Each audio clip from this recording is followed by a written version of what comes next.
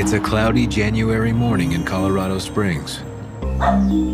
At the Fountain Blue apartment complex, Sorella Wofford is finishing up breakfast before a busy day of babysitting. I watched several kids. All of them would play, and we'd sing songs, and we'd dance.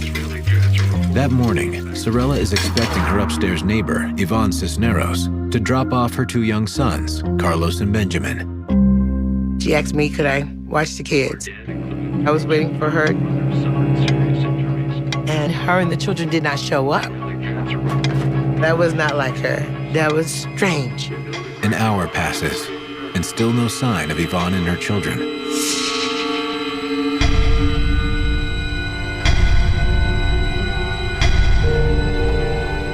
I was wondering what was going on. So I went up and knocked on the door.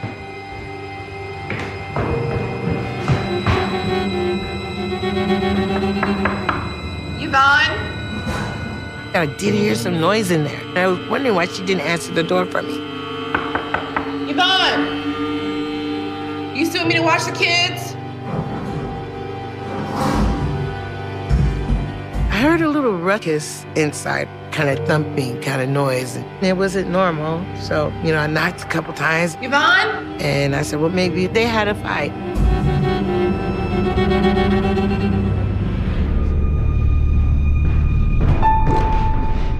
Unwilling to pry any further, Sorella heads back downstairs.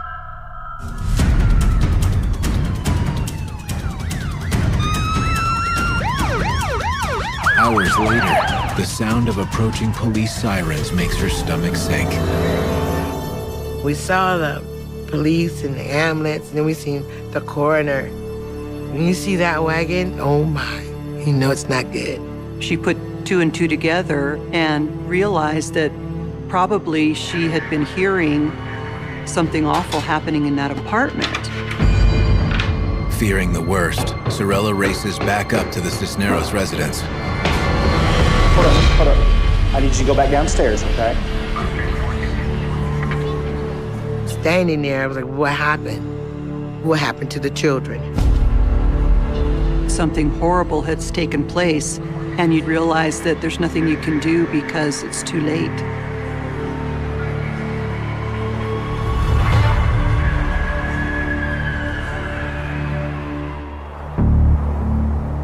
At police headquarters, Detective Joe Kenda is poring over some cold case files, hoping he can bring a few more bad guys to justice. This is Kenda. When I got that call, I was in the office during business hours. 1 female and 2 kids. Do you have an address? It was very surprising to hear a triple homicide. That is unusual. Multiple victim cases are not routine, nor are they common. So every detective available responded to that scene. By the time Kenda arrives at the Fountain Blue apartment complex, news of the triple homicide has already broken.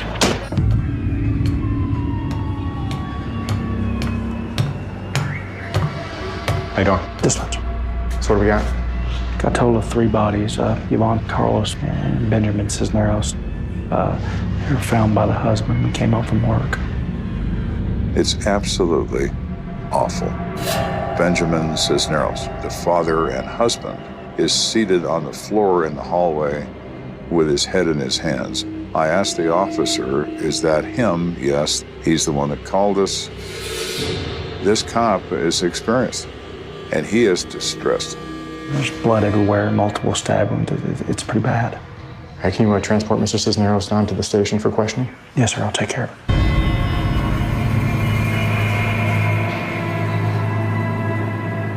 My first instinct is to stand just inside the scene and survey it visually.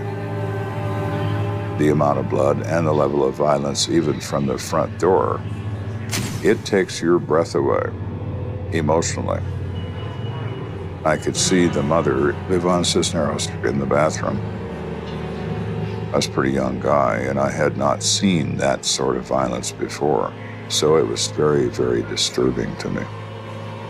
Was this blanket like this when the body was discovered? No, the husband put it on her when he found her. Didn't want anyone to see her like that. I examine her body, and there is evidence of strangulation. She has been stabbed 60 times in the chest, back, and abdomen, and the condition of the body would indicate sexual assault. There is blood in the water, in the tub, from draining stab wounds in her chest. Forensics personnel were dusting for prints. They were able to find 2 palm prints on the door jamb leading into the bathroom. So Yvonne was alive as she was being dragged into the bathroom.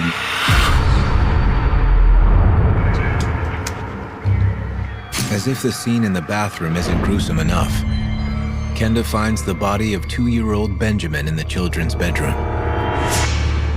The child also had been stabbed 22 times. The body of 4-year-old Carlos is in the master bedroom.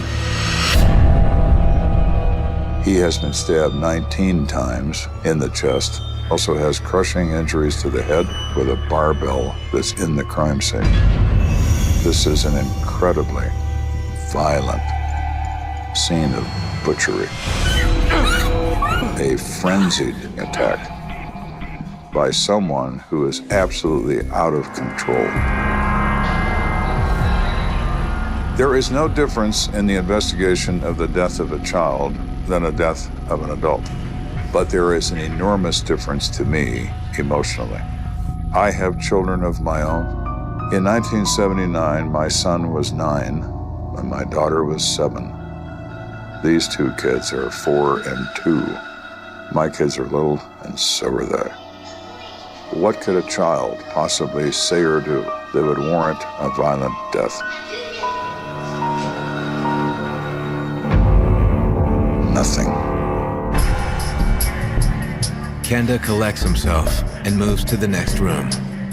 Upon looking at the remainder of the apartment, one always must consider, how did this crime begin? Is the purpose of this crime burglary? What else is happening here?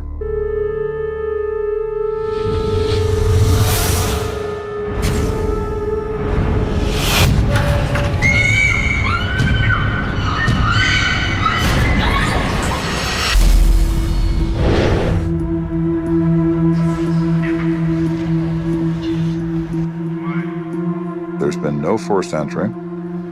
There is the victim's purse containing cash and credit cards. Nothing has been moved. There's been no turned over furniture. This is an immediate attack for the purpose of sexual assault, and the result is multiple homicide. Kenda scans the apartment for weapons. Looking at the wounds in these 3 people, they are perfectly round. It's not a blade. It's not a knife. It is some kind of tool. We did not find the weapon that inflicted the narrow wounds. The only weapon there present at the crime scene was the barbell. Do you know where the barbell came from? There's a set in the closet. Looks like it belongs to the father. Detective Kenda, I'm gonna take a look at this. What is it? There's a pen here. Looks like it has some blood on it. There are also white flecks on the pen. Liquid at one time that is now dried on this pen. We're not sure what it is, but we take that pen as evidence. Probably the greatest thing of value that we've found is the ballpoint pen. We're thinking maybe the pen fell out of his pocket.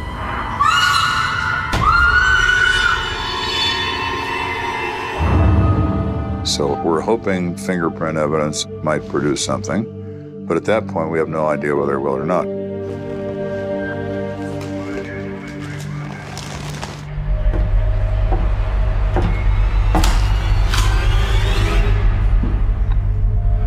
The crime scene was so emotionally intense for me. When I walked out, I felt better. At this point, the evidence suggests just one suspect. Husband and father, Ben Cisneros. Who's in this apartment? By their own admission. In this case, Benjamin Cisneros is. What if he kills his own family? He's there. He covers his wife with a blanket. Does he do that because he's ashamed of what he's just done? The Cisneros family for the most part, was just your average American family. They were young when they met, young when they had their children. He was in the military. So they seemed to be, on the outside anyway, just your typical couple that was trying to start a life together. It's not unheard of where the killer calls 911 and says he's discovered this person dead. So it's possible that Ben Cisneros murdered his family. So we, of course, canvassed the entire building. So what can you tell me about the people there in 210? They were a great family. I always heard them yelling and screaming in the apartment. They kept to themselves. You heard noises, but nothing out of the ordinary. When they talked to witnesses, they were told that, yeah, there had been fights and arguments and things like that. But then again, they seemed to be very much in love. All couples fight. But as Kenda and his team know, couples will often keep their darkest secrets behind closed doors. Was he having an affair? Was she having an affair? Did he snap?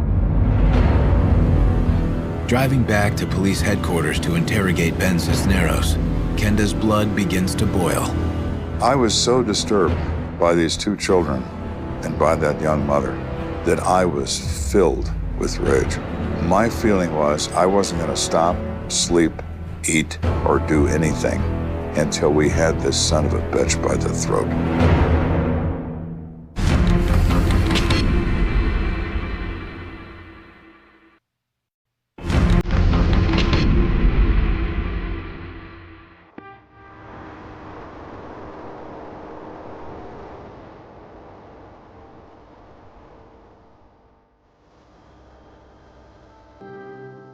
So at this point in this investigation, we've had a horrific crime, a triple homicide, two of which were little kids and their mother. Ben Cisneros, the husband and father of the victims, reported the discovery of their bodies to police, which places him squarely in Detective Joe Kenda's crosshairs. So the first thing to do is to include or exclude Benjamin Cisneros, the prime suspect in this offense. Mr. Cisneros, you should tell me about your family. I met Yvonne when I was 17. I was infatuated with her. She was just a wonderful person. I got something I want to ask you. What? Oh my gosh. Yeah, put it Yeah? on me. Yeah. Oh, thank you. I thought that was the best thing that ever happened to me. We started a family. I finally felt like my life was starting to become complete. And we were gonna have another kid. Yvonne was 3 months pregnant. Ben Cisneros seems genuinely devastated, but Kenda needs to know more before he can eliminate him as a suspect. Where were you this morning? And he tells us the following. He is assigned at Butts Army Airfield on Fort Carson as an air traffic controller. I got up about 3 o'clock in the morning, 3:15, and I left the house probably around 4 o'clock. I signed into the tower at 5:37 this morning. 5:37, that's a pretty specific time. Yeah, I remember the time because I had to write it in the logbook. Go on. I asked my boss if I could call Yvonne because I wanted to talk to her.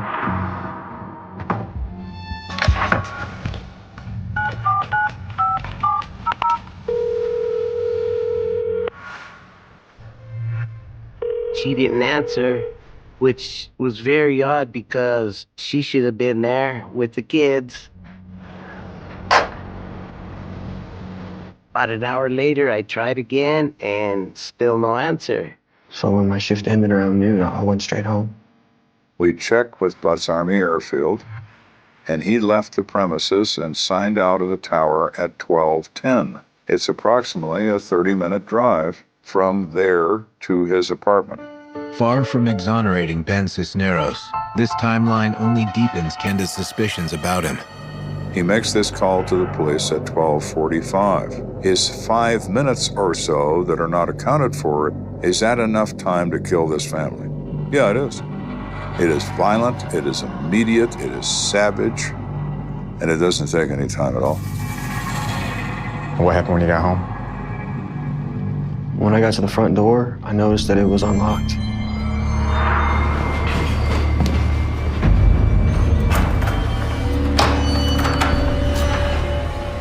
When I saw that, I was just scared. Vaughn? Oh my God! I found the Yvonne first. She was on her back in the tub, and it was full of water. I knew she was dead. I grabbed her with my right hand. I laid her down on the floor. Oh, no, no, no, no, no, no, no, no, no, no. No, no, no, no, no. Oh, no.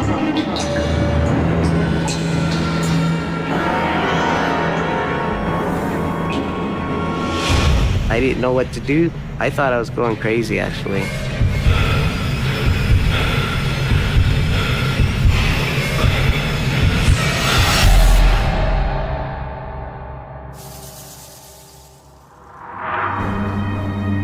And I found my sons in the bedroom. I knew they were both dead. So I called the operator and said, I'm gonna need a coroner because my family's dead.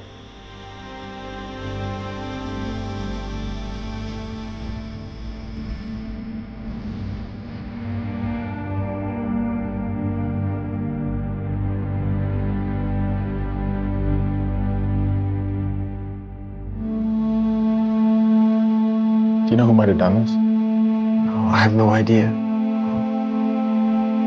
I can't think of anyone who would want to hurt them. Ben Cisneros appears to be telling the truth, and with only a razor-thin window of opportunity to commit the crime, Kenda is starting to believe he is innocent. It's not completely out of the realm of possibility that Ben Cisneros murdered his family. But he loves his kids, he loves his wife. Nothing about him suggested he was involved in this crime. But Kenda still needs to establish the time of death before he can let Cisneros go.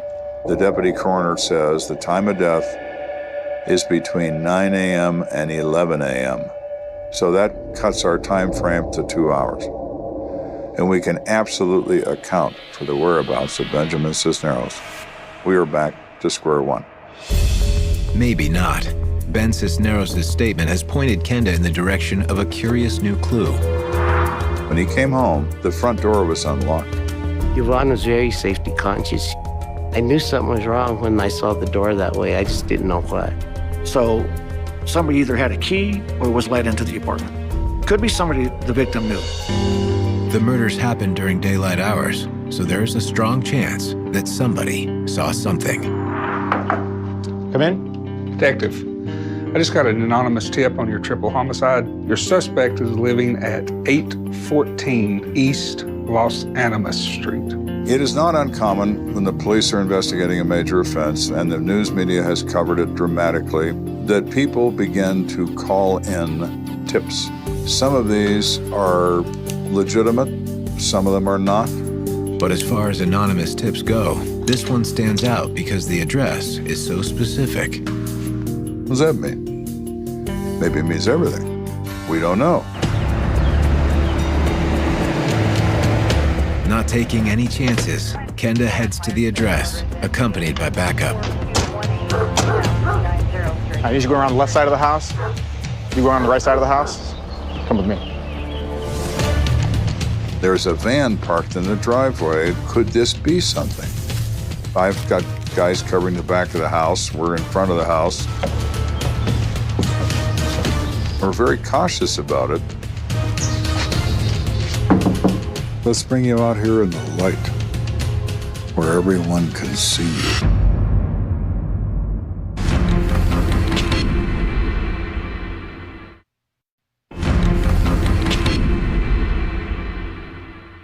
So at this point in this investigation, we were running the wickets of homicide investigation. Detective Joe Kenda has received an anonymous tip that the man responsible lives at 814 East Los Animas Street on the east side of Colorado Springs.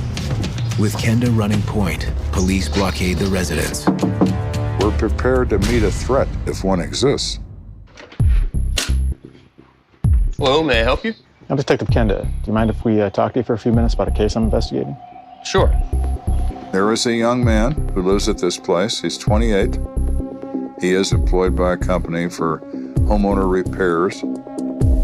He's very pleasant. He's very surprised that the police are at his house. Do you know Yvonne Cisneros? No? He can account for himself for the entire morning. I'm looking at his reaction, his demeanor, and it's genuine. Moreover, Kenda can see no physical signs that the man has been involved in a violent encounter. He is perfectly clean. There's no marks on his arms or his hands. His clothing is clean. Well, I appreciate your time. I'm sorry to disturb you. Thank you. It appears this promising tip is just another dead end. Somebody's upset with him, apparently, and just want to throw suspicion his way, knowing full well he's not involved in this case. We go from being really interested in this to have that fall through our fingers like sand. We were hoping it meant something. It didn't. With each passing hour, the pressure to solve the case ratchets up and up. This is not some drug dealer who gets gunned down. This is a woman who happens to be 3 months pregnant and her 2 babies. It shocks everybody because in Colorado Springs, there aren't a lot of murders as brutal and as vicious as this one was. Frustrated, Kenda returns to the crime scene. So I'm thinking, I gotta rethink this. People who live in multiple family buildings tend to keep to themselves. What if it's somebody that lives there? What if it's somebody that works there? What if it's somebody entering apartment 210 by means of a key? So it's not different, it's normal. Who is here that's supposed to be here? Kenda turns his attention to the residents who live on the same floor as the Cisneros family. How you doing? I'm Detective Kenda. Nice to meet you. Barbara and James Alford live just across the hall in apartment 220. What'd you do this morning before you went to work? I walked our dog for about an hour or so. Come on, girl. It was his regular routine to get up in the morning, take his dog out for a walk, and come back. When I was walking into the apartment, I saw a guy going into apartment 210. He looked down the hallway and he described seeing a man letting himself into apartment 210, the apartment, of course, where the murders took place. He describes him as 6 feet tall, as I recall, maybe 170 pounds, with a short afro. Do you remember what he was wearing? He is wearing a plaid shirt and tan pants. Are you absolutely certain of what you're telling us? And he absolutely is. I'm telling you 100%, that's what I saw. Did you recognize this guy? Yes, his name's Jimmy. And Jimmy is entering apartment 210 by means of a key. He is turning the lock in apartment 210, and he goes inside and closes the door behind him. And is Jimmy a friend of yours? Does he live here? No, not my friend at all. At the time, Mr. Alford didn't think too much of it. It's not unusual to see a maintenance man going into somebody's apartment, but to see that person going in there when a major crime like this has happened, very unusual. This is a euphoric moment.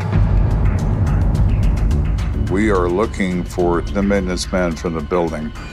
We have very solid probable cause here to consider him to be a prime suspect. For exclusive footage, go to investigationdiscovery.com.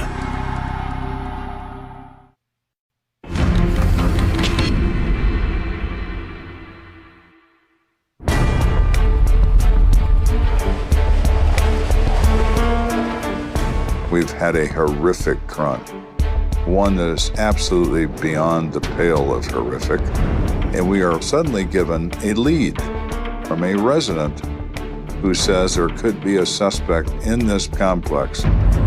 Neighbor James Alford saw a maintenance man named Jimmy enter the Cisneros apartment shortly before Yvonne and the children were murdered. It's time to do a complete workup on Jimmy. Who is he? Where does he come from? How is he here? At the maintenance office, Kenda checks in with the supervisor, Gary Knowlton. Excuse me, sir. How you doing? I'm Detective Kenda.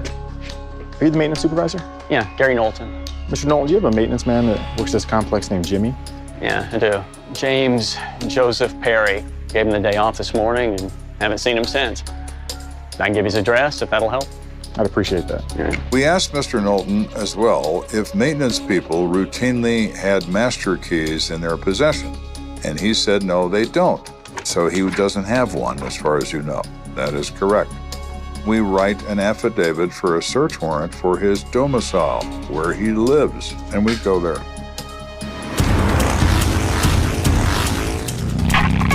Detective Kenda to dispatch. While en route, Kenda radios orders for a background check on Mr. Perry. 10-4, thank you. Send out. Mr. Perry had actually come to Colorado Springs from New York. He had been convicted of first-degree manslaughter and had spent 14 years in prison. He wanted to be a pastor and attend Nazarene Bible College. So part of the parole was that he'd be allowed to come to Colorado Springs. It's not uncommon for convicts to become religious. It plays well to the parole board.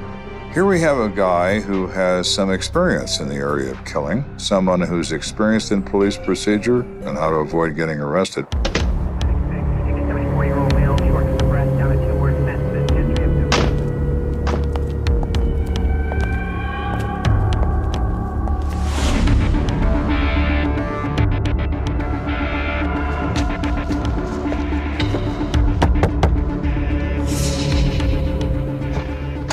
Can I help you?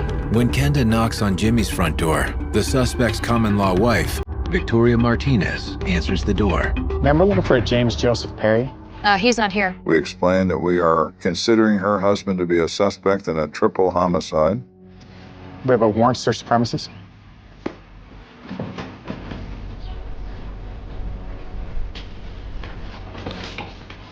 When was the last time you saw Mr. Perry? Well, he came home last night about 10:30. He'd been painting an apartment. He came home to get something to eat. Then he said he had to go back to work, and I haven't seen him since. And he didn't come home this morning? No, he did not. Is that unusual for him? He said he had to go back to work and then out with probably his girlfriends. Jimmy really likes women. What type of work do you do? I clean the apartment as well. You work for the same apartment complex? Yes. That raised an eyebrow. Do you happen to have a master key for that? Yeah, I do. The cleaners do have master keys. And where do you keep this master key? I keep it in my desk drawer over here in the living room. Can you get it for me? Yeah. She goes to her desk. She opens the drawer.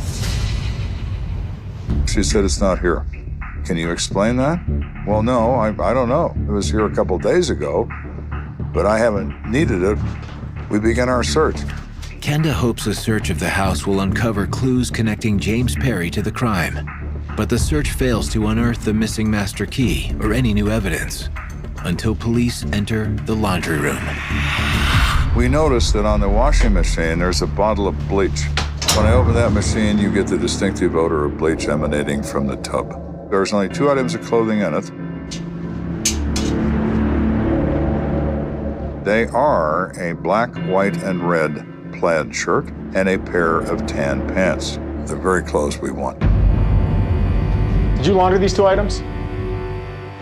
No, I only run the washer when it's full. I had no reason to disbelieve Victoria Martinez when she said she didn't know who used the washing machine. Officers take the clothes to the crime lab for analysis, but Kenda holds out little hope the tests will deliver the blood evidence he's looking for. It is widely known in the criminal world that bleach destroys human blood stains. When I saw the bottle of bleach, I just knew. I knew what he'd done. He's clever. He knows the rules. He knows the game. We were inches away from damning physical evidence, and he beat us to the draw. While police conduct a citywide manhunt for James Joseph Perry, Kenda returns to the Fontainebleau apartment complex with a new, more focused task at hand. So we are now in a position of having to find something that can directly link Mr. Perry to this crime scene. We found a ballpoint pen on the bed. It had white flecks on the pen and also some blood. For the past several hours, I was wondering what is on this pen. But when Victoria Martinez said he was painting an apartment, it hit me. Rollers throw paint when you use them, and Perry had it, and he left it behind when he killed the victims. Kenda enters the maintenance office on the first floor and is stunned by what's staring him in the face. Mr. Knowlton, can anyone use these pens? Sure, people just help themselves. So the maintenance men use them as well? Oh, yeah, I know they do. You say that Perry was painting an apartment last night, correct? Yep. Can you show me where Jimmy's paint cans are? Sure. Can I use your phone? Yeah, help yourself. He takes us into their maintenance closet, points at 2 cans. I'd say those are the cans he used. These 2 right here? Yeah, those 2. So we took those as evidence. My thought is the white flecks could be paint from those cans. This is the only apartment that's been painted in this building for 2 months. If I can match the paint to the pen in that apartment, that, in my opinion, is critical evidence. Yep. We'll be wrapping up and we'll be headed your way here in just a little bit. Back at Gary Knowlton's desk, investigator Larry Martin is wrapping up his phone call. All right, bye. Hey, you done with the phone? Oh, yeah, sure. Thanks. When an individual came in, he needed to use the telephone. I thought it was unusual because we thought we had identified everybody who had been working there that day. And as he's dialing the phone, I noticed his watch had lots of specks of paint on it, which would indicate to me, well, yeah, he probably is a maintenance man. But then I noticed that there appeared to be some other spots on there that I thought may be blood spots. Hey, Miss Johnson, it's Jimmy.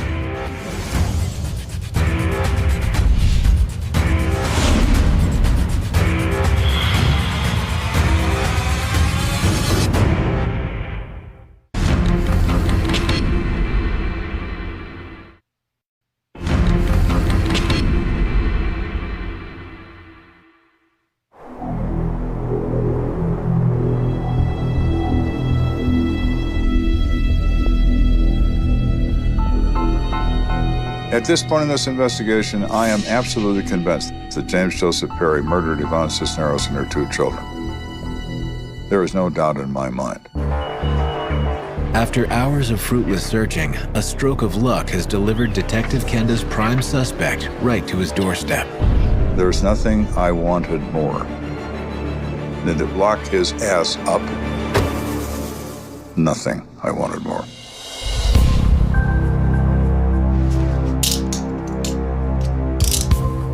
With James Perry in custody, Kenda needs answers in order to cement the pending murder charges. Perry's demeanor is the caged and cornered guy. He's looking for a way out. He doesn't look like somebody that's innocent of something and has been falsely accused. We further inform him of his rights. Mr. Perry, you're under arrest for murdering Yvonne Cisneros and those 2 little kids. Having these rights in mind, would you like to discuss with me the murder of Yvonne Cisneros and her children? No, I want to talk to a lawyer. You sure that's what you want to do? Absolutely. The contact is over. Can't play the game once he stops the game. All right, get him out of here. Make sure you collect his clothing. We have a circumstantial case, so we are now waiting and seeing if that evidence is going to be of any value. As news of Perry's arrest spreads, this is Kenda. Additional information about him begins to trickle into the station. Information that further exposes Perry's deviant behavior. I would describe James Perry as a hustler. Hola, mami. Huh? ¿Qué pasa? I like the way you walk, mommy. Ha, you see that, man? I told you, that's mine. All day. He made women feel uncomfortable. I'm telling you, this guy was creepy. You could feel him, staring at you. He even mentioned Mrs. Cisneros at one point as saying, oh, the lady in, apartment 210 is attractive. And while nobody thought that he was capable of the brutality that happened in this crime, I think it probably didn't surprise people that he might attack a woman. For Kenda, this shores up his theory on how the triple homicide went down. In my opinion, Perry's convinced himself he wants to have sex with Yvonne. He has a master key he gets from his common law wife. He quietly enters that apartment.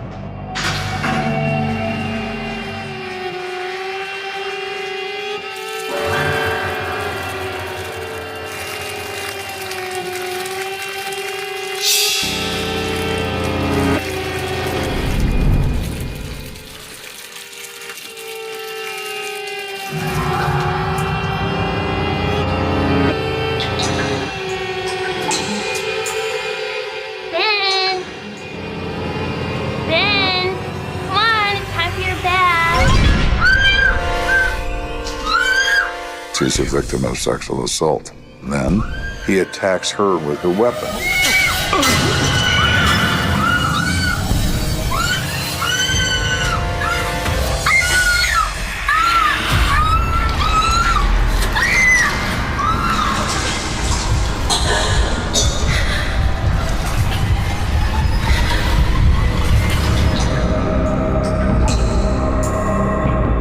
He kills her.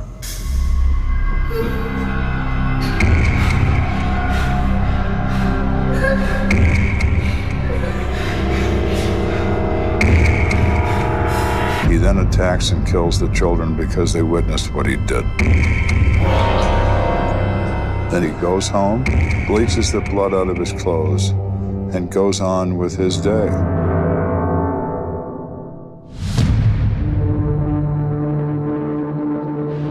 A few weeks later, the state of Colorado versus James Joseph Perry gets underway. We all believe we have sufficient circumstantial evidence that James Joseph Perry killed these people. Although there was no DNA testing in 1979, the lab results support the prosecution's case. We don't have weapons, but the paint company says that the paint on the ballpoint pen found in the victim's apartment is absolutely identical to the containers used by James Joseph Perry, and there is the presence of human blood on his clothing, his wristwatch, and his shoes. The prosecutor's argument is compelling, but when it's the defense's turn, they make a bold move.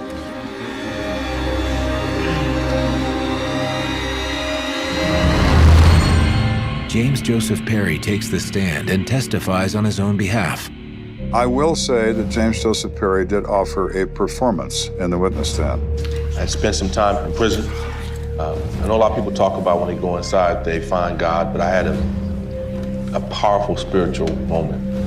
I'm a reformed man. I wanted to become a pastor so people wouldn't go down a path of life that I had chosen.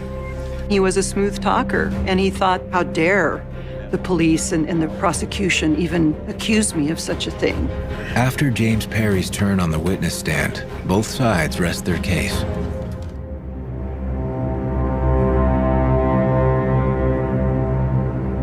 Days later, the jury announces it has reached a verdict.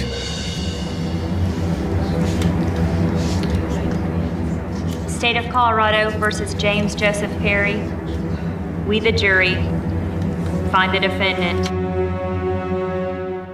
not guilty on all counts. At that time, all I did was shook my head and said, wow, the bastard. I felt empty because he just got away with it. Ben Cisneros isn't the only one taken aback by the verdict. I was absolutely dumbstruck.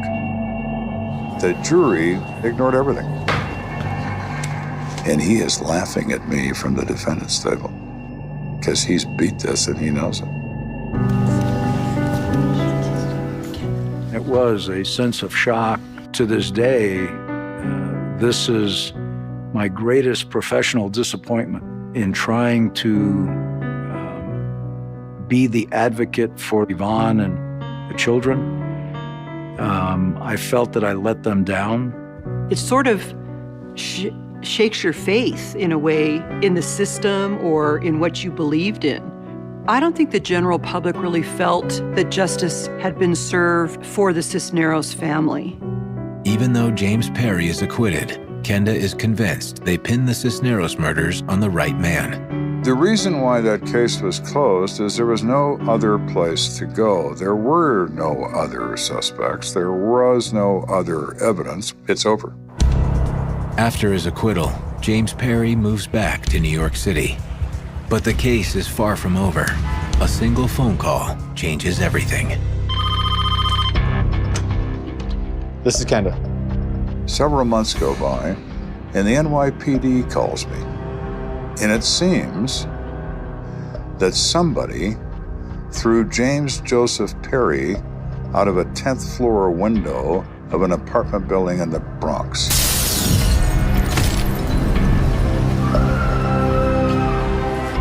And he didn't bounce so good. Well, my. Though the death is a gruesome one, Kenda would be lying if he said he didn't think James Perry got what was coming to him. One wonders if there's other forces at work in the universe that we don't know about. As for Ben Cisneros, the anguish continues. There's no escaping the life sentence delivered to him the day his wife and 2 young children were murdered. I've suffered all my adult life. After Yvonne and the kids died, I haven't cried yet. Not for her or the kids, I can't do it. But I'm trying to live a life now, and it's starting to get better, finally, after 30-some years. There's nothing I can do that'll bring them back. I think about this case all the time. This never goes away. Yvonne Cisneros and her 2 children were innocent people who had the greatest possible misfortune of living within the view of a monster. The phone call comes in at 2:17 a.m., the kind of hour where every ring sounds like a warning and every silence feels like it's hiding something, and when the dispatcher answers, there's breathing on the line, ragged, close to the receiver, then a voice that doesn't give a name, doesn't give a reason, just drops a location like a match into gasoline, a turnout off Highway 128, mile marker half buried under weeds, north of a town most people only pass through with their windows up, and the line goes dead before the operator can ask a single question, leaving behind a faint click and that cold, metallic feeling you get when you realize someone has decided you're going to be part of their story whether you want to or not. The first deputy arrives with headlights cutting through fog that moves like living fabric across the asphalt, and the scene looks wrong before it even makes sense, an old sedan sitting crooked at the edge of gravel, driver's door ajar like it was abandoned mid-thought, interior light still glowing, pulsing weakly as if the car itself is trying to say, I was here, something happened, don't leave me alone with it. There's a purse on the passenger seat, open, its contents spilled like a hurried search, lipstick rolling under a floor mat, a wallet flipped inside out, and on the dash a disposable camera rests in a way that feels staged, too deliberate, as if whoever placed it wanted it found. The radio in the deputy's cruiser hisses with static when he calls it in, and out in the trees, beyond the shoulder, something shifts, branches, wind, an animal, anything that can be explained, anything that doesn't force your mind to go where it doesn't want to go. But the deputy's flashlight catches a darker shape in the dirt, a drag mark that starts near the rear tire and disappears into the brush like a sentence cut off mid-word, and suddenly it isn't a stalled car or a drunk driver or a simple welfare check, it's a headline forming in real time, letters slamming into place, California 1996, woman vanishes off highway, community stunned. By sunrise the turnout is boxed in with tape, the fog burned away to reveal the bruised green of roadside eucalyptus and the steep slope beyond, and the town down the road, Cedar Hollow, population just over 6,000, one main street, one diner, one police station that still smells like old coffee, wakes up to the sound of rumors moving faster than facts. They say she was coming home from a late shift. They say she stopped to make a call. They say she met someone. They say she never saw it coming.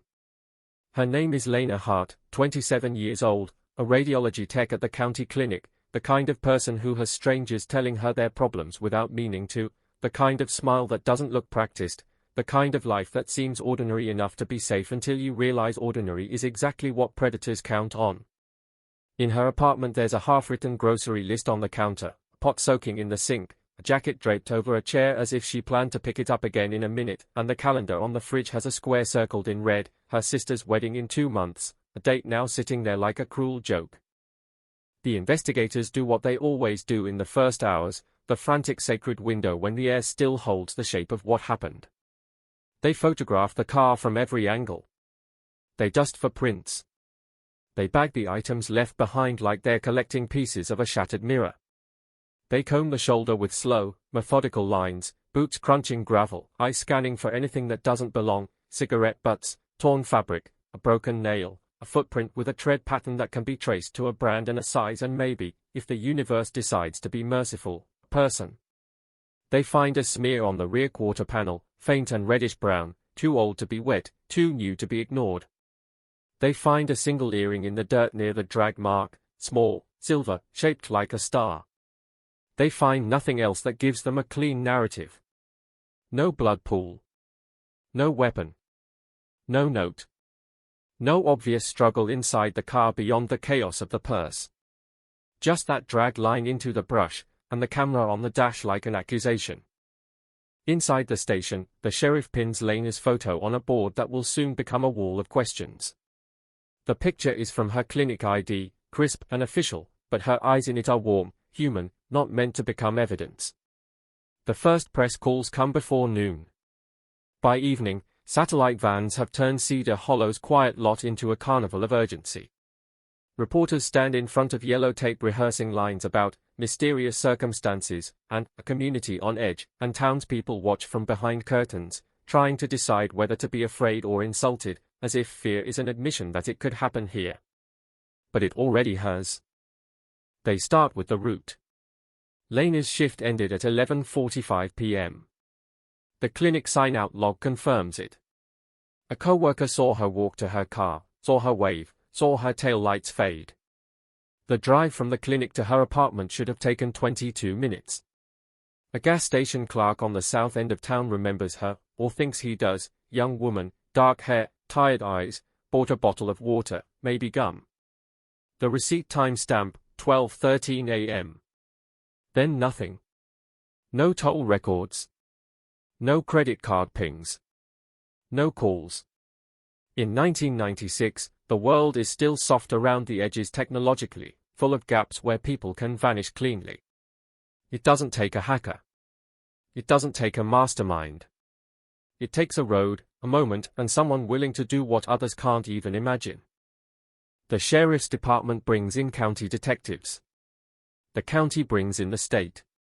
A lieutenant with a tight jaw walks the turnout, squats by the drag mark, rubs the dirt between his fingers like he can feel the story in the grit.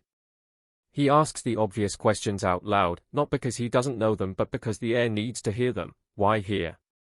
Why this turnout? Why leave the car lit up like a beacon? And then the less obvious one, the one that makes everyone glance at the disposable camera again, why plant a clue in plain sight? They develop the film that night. The lab tech threads it through with careful hands, and the room feels too small for what might be inside, like the walls are leaning in to listen. The first few shots are mundane, blurred selfies, the inside of Lena's car, the clinic parking lot in grainy fluorescent light, a friend's birthday from weeks ago. Then a frame that makes the tech stop breathing for a second. A flashlit image of a road sign, crooked in the darkness, the reflective letters screaming back at the camera, HWY 128. Another frame, the dashboard clock, glowing 12:41 a.m.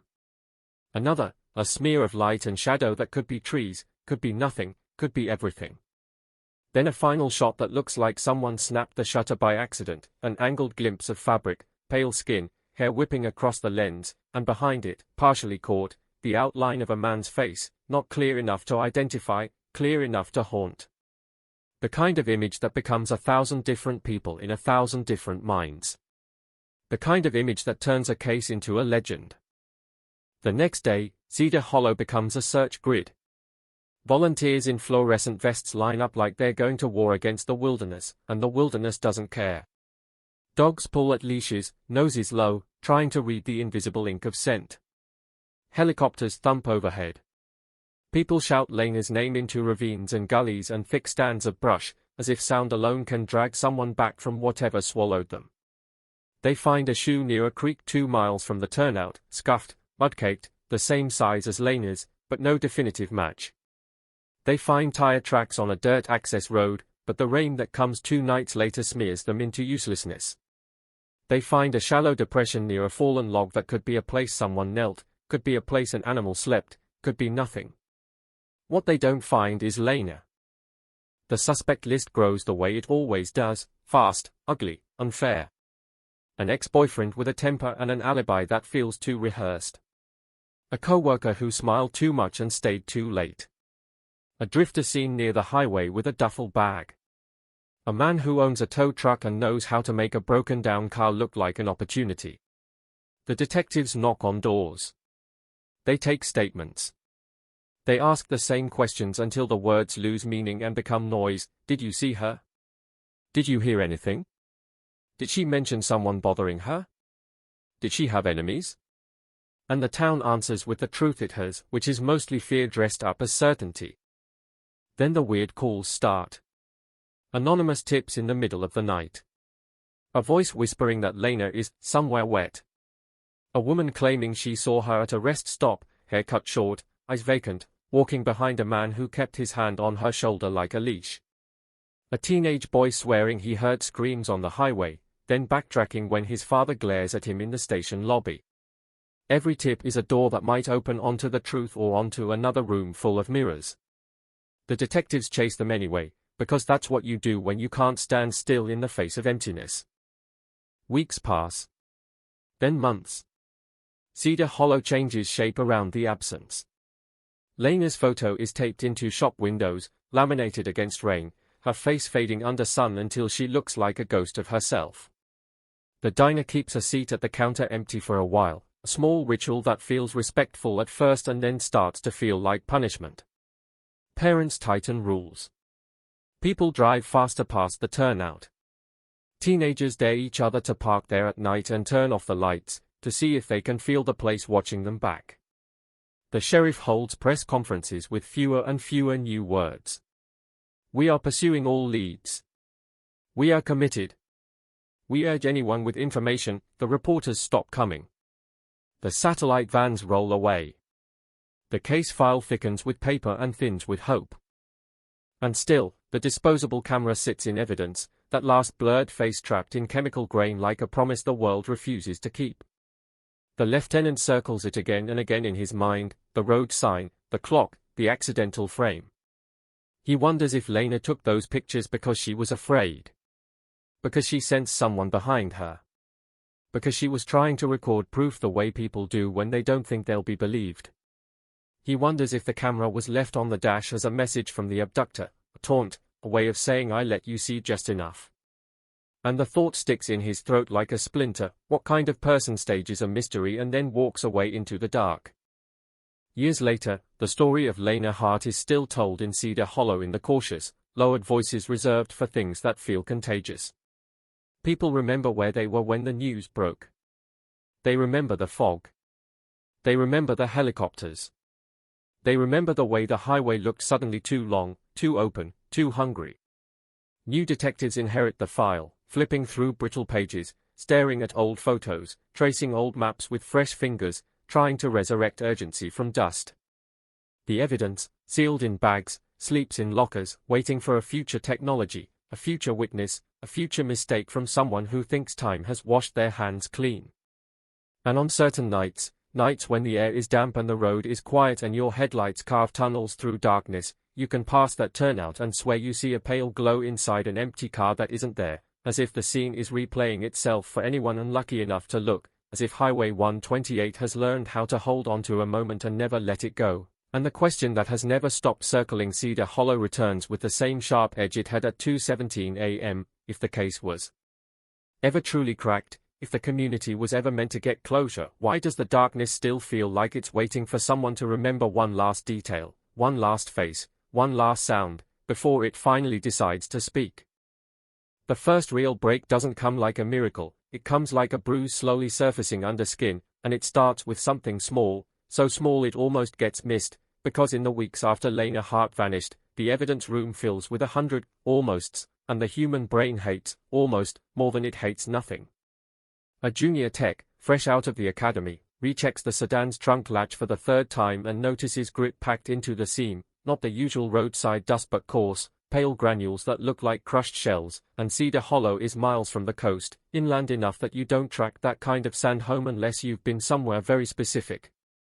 They bag it, label it, send it to the county lab, and the lab gives them a shrug disguised as science. Calcium carbonate, common enough, could be anything, could be from a construction yard, could be from a quarry, could be from an old bag of cat litter in someone's garage. But the lieutenant's mind hooks onto it anyway, because it's the first detail that feels like it points outward instead of in circles, and he begins to map the county like a hunter reading spoor. Where can you find shell-like aggregate near Highway 128? Where can you find it at night? Where can you pull a car off the road without being seen?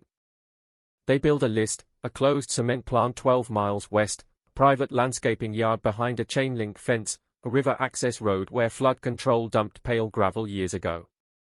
They drive them all, the lieutenant and a detective riding in silence, headlights sweeping over gates and warning signs and empty lots that look innocent in daylight and predatory under a moon. At the cement plant, they find nothing but rust and wind. At the landscaping yard, the owner answers the door in boxer shorts, angry, suspicious, insists he locks up at 6, insists nobody enters, insists he's never heard of Lena Hart, and his denial is so sharp it almost sounds like fear.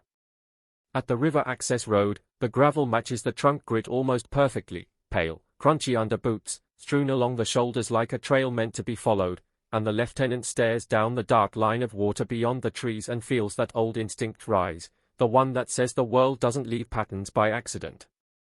They bring in divers, because that's what you do when you run out of dry places to search. The river is low, cold, crowded with submerged branches that catch on ropes and make every pull feel like you've snagged a secret. The divers emerge with nothing but algae on their gloves and exhaustion in their shoulders, and the sheriff tries to keep his voice steady when he tells the cameras, no new developments, while behind him a mother clutches Lena's missing poster like it's a life raft. In the absence of answers, the town starts inventing its own. You can feel it in the grocery store aisles, the way conversations stop when someone walks up. You can feel it in the bar at night, where men stare into beer glasses and argue about what kind of person could do this, each theory more certain than the last, each theory a way to keep the terror manageable, because if you can name the monster, you can pretend it has rules. The detectives circle the people closest to Lena first, because that's what the statistics say, and because it's easier to imagine evil wearing a familiar face than it is to imagine it stepping out of the dark for no reason at all. The ex-boyfriend, Mark Ellery, 30, mechanic, hands always stained with grease, sits in an interview room with his jaw clenched so tight it looks like it might crack. He says they broke up clean. He says he's moved on. He says he was at home the night she vanished, watching television, alone, and he says it too quickly, as if he's been waiting for the question. They push. They probe. They bring up past calls, past arguments, neighbors who heard shouting. Mark's eyes harden. He slams his palm on the table once, a single sharp report that makes the cheap mirror rattle. I didn't do anything, he says. You want someone to blame because you can't find her. And that last line, because you can't find her, lands like a dart, not because it's incriminating, but because it's true, and truth, when it hurts, makes people dangerous in unpredictable ways. They check his car. They check his hands. They check his timeline. Nothing sticks. The kind of nothing that doesn't clear a man in your gut, but clears him on paper. Then there's the co-worker, Drew Klein, 24, orderly at the clinic, who admits he had a crush on Lena, admits he asked her out once, admits she laughed gently and said no. He's soft-spoken, sweating through his shirt in the interrogation room, eyes darting to the door every time footsteps pass in the hallway. He says he left the clinic at 12:05. His time card backs it up. A security camera catches him walking to his truck. He drives home, he says, and the neighbor's porch-light camera, grainy, jittery, shows his headlights turning into his driveway at 12:29. Close enough to make you frown, not close enough to hang a charge on. I liked her, Drew says, voice cracking, but I wouldn't, and the lieutenant watches him and sees someone terrified of being the easiest answer to a hard question, someone who knows the town wants closure more than it wants accuracy. The tow truck driver is next, because the idea of a car at a turnout invites a certain kind of suspect. His name is Vernon Pace, 48, thick forearms, nicotine-stained fingers, a smile that doesn't reach the eyes. He claims he never drove that highway that night. But dispatch logs show his truck pinged near mile marker 22 at 12:55 a.m., not precise GPS, just radio check-ins and handwritten notes, but enough to put him in the orbit of Lena's last known time. Vernon shrugs in the interview room like the whole thing is inconvenient. People break down all the time, he says. You think I'm out there snatching women because I own a winch? They search his yard. They find chains, hooks, straps, the tools of his trade, and in the back of a rusted container they find a pile of disposable cameras, dozens of them, still in their plastic wrappers, the kind you buy in bulk for weddings and tourist shops. The detectives freeze. Vernon raises his brows like he's proud of the collection. Promotions, he says. The tire shop gives M out. I keep M. I don't know. My kid likes taking pictures. He doesn't have a kid. Not anymore. The file says his son died 3 years earlier in a drunk driving crash. Vernon's lie slides out of him like oil, and the lieutenant feels his pulse kick up, because liars matter even when they are not killers. But the cameras go nowhere.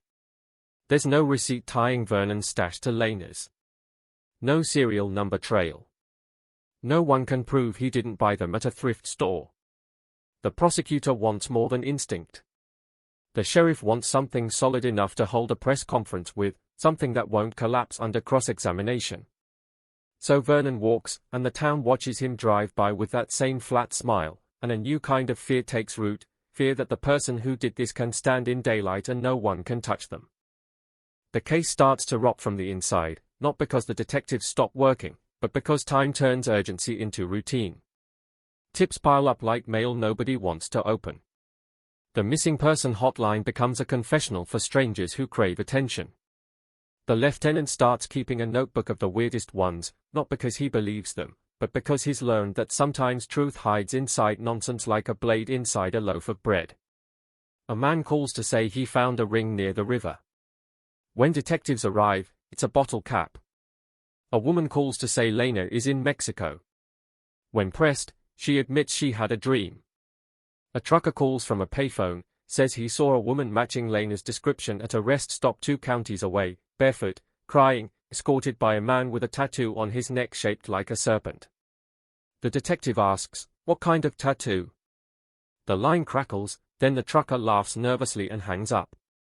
They never find him again. And then, late in October, the town gets hit with something that feels like a message. A small envelope arrives at the Cedar Hollow Gazette, no return address, postmarked from a city 3 hours south. Inside is a single photograph, Polaroid, glossy, the colors slightly off, showing a woman's hand against a dirty floor, fingers curled, nails chipped, and on the wrist a bracelet with tiny silver stars. Lena's sister sees it and collapses. The bracelet is hers. She bought it for Lena last Christmas. The Gazette editor calls the sheriff with hands shaking so badly he can barely hold the receiver. By the time the detectives arrive, the envelope is sealed in plastic like it's radioactive, and the photograph sits on the table under fluorescent light, looking obscene in its intimacy, like someone has reached through the walls of the station and slapped them all awake. The lieutenant studies the photo until his eyes burn. He enlarges it. He stares at the floor texture, concrete, maybe, stained with oil. He stares at the faint edge of a shadow that could be a door frame. He stares at the angle of the wrist. He tries to decide if the hand is alive or posed. There's no face. No date. No note. Just that bracelet, those stars, and the silent scream of implication. The town explodes again, but this time the press isn't chasing a missing woman, they are chasing a predator who wants an audience. Headlines slam into print, "Missing woman's bracelet photo mailed to paper, taunt or CLUE." People tape extra locks to their doors. The diner's empty seat becomes a shrine. Parents start walking their daughters to cars.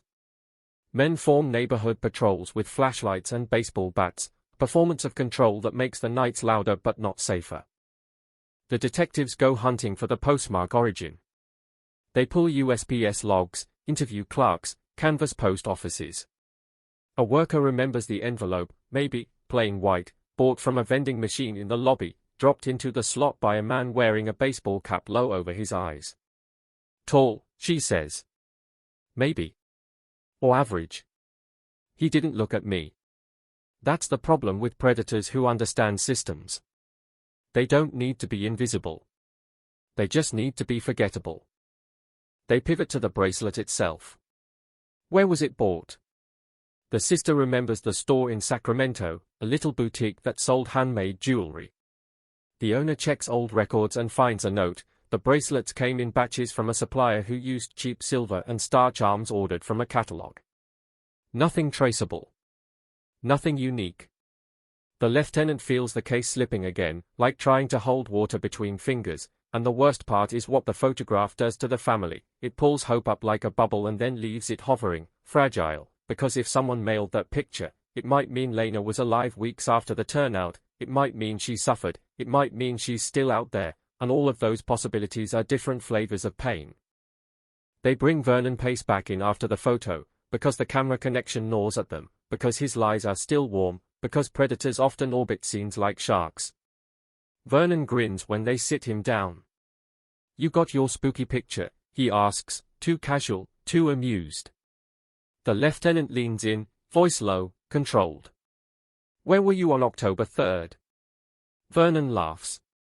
You got a calendar in your head, Lieutenant. They press him. He gives them a dozen answers, changes details mid-sentence, acts like it's all a game. The detective slides the Polaroid across the table. Vernon's smile falters for half a second, just a flicker, like a light dimming, then returns, broader. That's a hand, he says. You want me to guess whose? You people are desperate. Desperate. The word hits like a slap. The lieutenant stands, palms flat on the table, and for a moment it looks like he might do something that ends his career. Then he steps back, breathes once, and leaves the room, because restraint is the only thing keeping this from becoming a tragedy with two victims, Lena and the truth.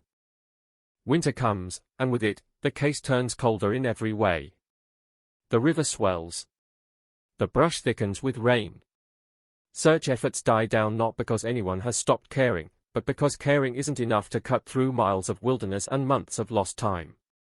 Lena's family holds a candlelight vigil in the town square, and the flames flicker in the wind like tiny, stubborn hearts.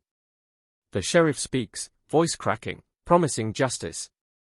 The crowd listens, eyes wet, and somewhere in the back, a man in a hood watches without moving, his face hidden, his hands in his pockets, as if he's measuring how far grief can spread before it stops being useful. The lieutenant drives Highway 128 alone some nights, not officially, not on duty, just a man chasing a shadow because sleep has become impossible. He stops at the turnout. He stands where the car Saturday. He listens to the trees. And he realizes something that makes his stomach drop. The turnout isn't random at all. It's a stage. It's a place where someone can watch traffic coming from both directions, where someone can see headlights long before they arrive, where someone can vanish into the brush and reappear somewhere else down the slope. It's a place a local would know, a place a hunter would choose. And as the wind moves through the eucalyptus, making a sound like whispered voices, the lieutenant thinks about the camera on the dash, about the Polaroid mailed to the Gazette, about the way someone seems to want this case to breathe just enough to stay alive, and he feels the shape of a new, darker headline forming in the back of his mind, not printed yet but inevitable. California 1996, cold case turns into taunt, killer still close. The photograph doesn't just wake the town up, it rewires it, and Cedar Hollow begins to live like an animal that's been shot once and survived, jumping at every sound, scanning every shadow, trusting nothing that moves too quietly. The sheriff's station feels different, too, like the walls have absorbed the Polaroid's implication and now breathe it back into every room. The lieutenant pins a photocopy of the bracelet photo beside Lena's ID picture, and the board turns into a duel between two versions of reality, Lena smiling under clinic lights, and Lena reduced to a wrist on a dirty floor. Two frames. One life. One question that refuses to die. The first time he looks at them side by side, he catches himself whispering, almost involuntarily, the kind of line that becomes a headline in his own head, she was alive after the highway. The second time he looks, he corrects himself without mercy, or someone wants us to believe she was. They send the Polaroid to the lab, and the lab does what labs do, turns grief into measurements, terror into numbers, peeling the photo into its smallest facts. The paper stock. The chemical signature. The faint fingerprint smudged into the glossy surface where the sender's thumb pressed too hard. It's partial, a crescent, not enough for a match in 1996 unless the person is already in the system, and even then it's a prayer more than a plan. But there's something else, something the lieutenant didn't expect. The lab tech points out a faint pattern on the floor in the image, a series of parallel lines like tire treads or industrial grooves, the kind of textured concrete you see in warehouses, auto bays, loading docks. The lieutenant stares until the lines start to feel like they are vibrating, like the photo is a door he can't open. Cedar Hollow has warehouses. It has auto bays. It has loading docks behind the feed store. It has a dozen places where a person could vanish into the working belly of a town and never be seen again. So the detectives start crawling through Cedar Hollow's understructure, the places people don't look unless something is wrong. They walk through the closed cement plant again, now with a flashlight held tighter, with the Polaroid's texture in their minds like an itch. They walk through garages, asking questions that make mechanics stop mid-wrench and wipe hands on rags that suddenly feel guilty. They walk behind businesses into alleys that smell like old oil and wet cardboard. Every time they find textured concrete, their hearts lift and then sink. Too new. Too old. Wrong spacing. Wrong angle. The town becomes a catalogue of almost matches. The lieutenant starts to hate the word almost so much it tastes bitter. At the same time, the phone records finally cough up something, one of those thin miracles that doesn't solve anything but changes the direction of the hunt. Lena didn't have a cell phone. Most people don't. But there's a payphone log from the gas station where she was last seen, an outgoing call placed at 12:16 a.m., 3 minutes after her receipt timestamp, a call that lasted 17 seconds. The number dialed belongs to a line in Cedar Hollow. A landline. Registered to a business. The kind of call nobody thought to look for because it's too ordinary, too brief, too easy to miss. The lieutenant asks the clerk again, this time with the timestamp in his hand like a weapon, and the clerk's face tightens as memory shifts under pressure. She did use the phone, he admits, voice dropping. I didn't mention it because I don't know. It seemed like nothing. Nothing. Another nothing with teeth. The line belongs to a roadside assistance service. Not AAA. Not official. A local outfit with a name painted on the side of a battered van, Pace Road Recovery. Vernon's company. The lieutenant feels his spine go cold in a way that has nothing to do with weather. 17 seconds. That's not a conversation. That's a connection. That's a number confirmed. That's a voice heard, maybe. That's an invitation. Or a trap. They bring Vernon in again, and this time they don't do it like they're asking. They do it like they're collecting. He sits down in the interview room with that same grin, but it's tighter now, forced at the corners, the grin of a man who can feel the noose even if it hasn't been thrown yet. The lieutenant places the phone log on the table, taps the timestamp with one finger. Your line got a call from the gas station at 12:16, he says. Vernon leans forward, squints, as if reading is hard. Lots of calls, he says. I run a business. The detective across the table slides a second document, Vernon's dispatch notes.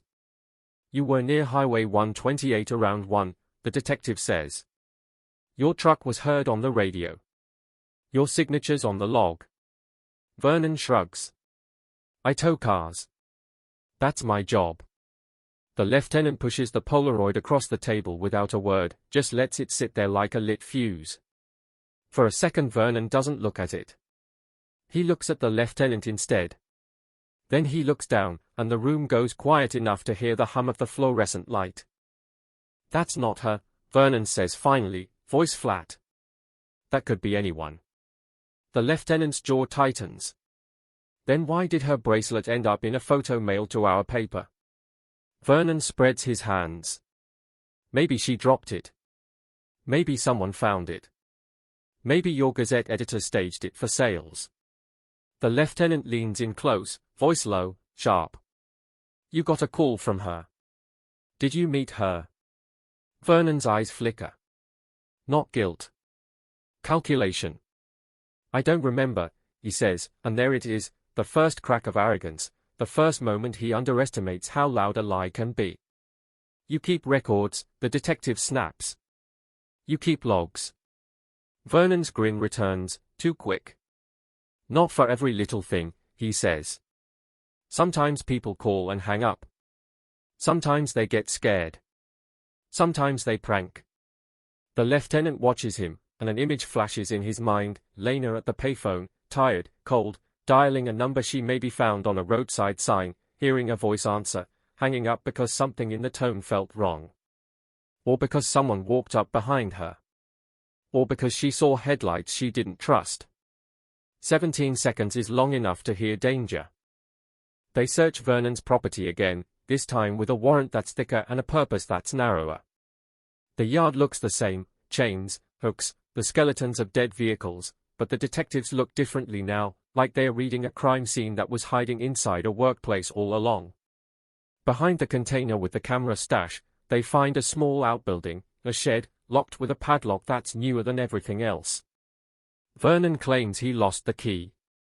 The detectives cut it. Inside, the air is stale, sour. There's a concrete floor with textured grooves, parallel lines. The lieutenant's heart hammers once, hard. They photograph it. They measure the groove spacing. It's close. Not perfect, but close enough to make the room tilt. There's a drain in the corner. There are dark stains around it, old, layered. There's a length of rope coiled neatly on a shelf like it's waiting for hands. And hanging from a nail, almost casually, is a silver star charm, one, single, identical to the earring found near Lena's drag mark.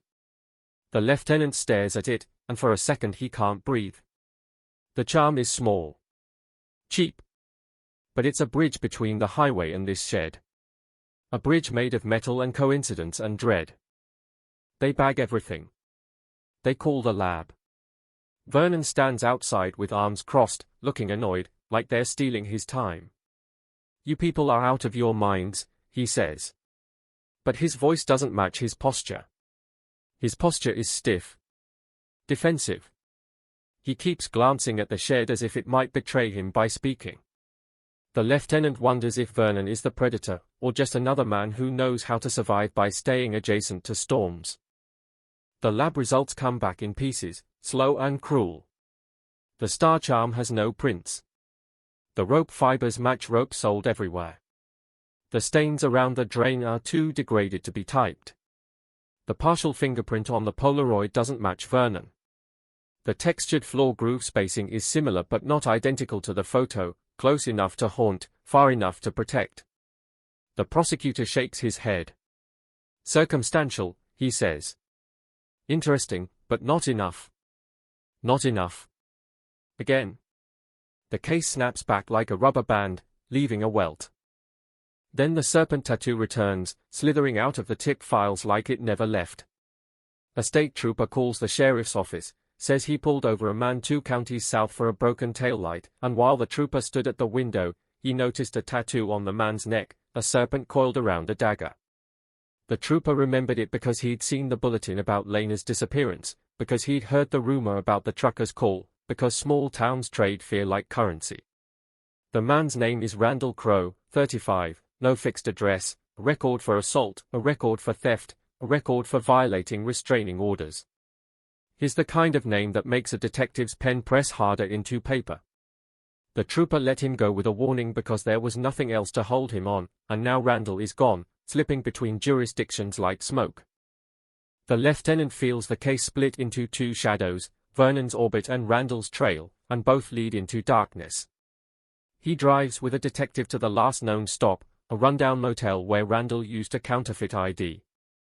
The clerk points to a room, says the man was quiet, paid cash, left before dawn. In the trash bin outside, detectives find a crumpled receipt from a photo processing shop. Their pulses jump. In 1996, disposable cameras aren't just souvenirs, their evidence waiting to be developed. The receipt is dated 2 days before the bracelet Polaroid arrived at the Gazette. The lieutenant's mind races, trying to keep up with the math of coincidence. They visit the photo shop. The clerk remembers Randall's face immediately because fear sharpens memory. He was impatient, she says. He kept watching the door. The shop's records show the order, 1 roll developed, 1 set of prints. The negatives are gone. Standard policy, discarded after pickup. The prints, picked up by the customer, vanished into his pocket like secrets. The lieutenant sits in his car afterward, knuckles white on the steering wheel, and he feels the case breathing hotter for the first time in months. He imagines the prints, images of Lena, images of a place, images of a face.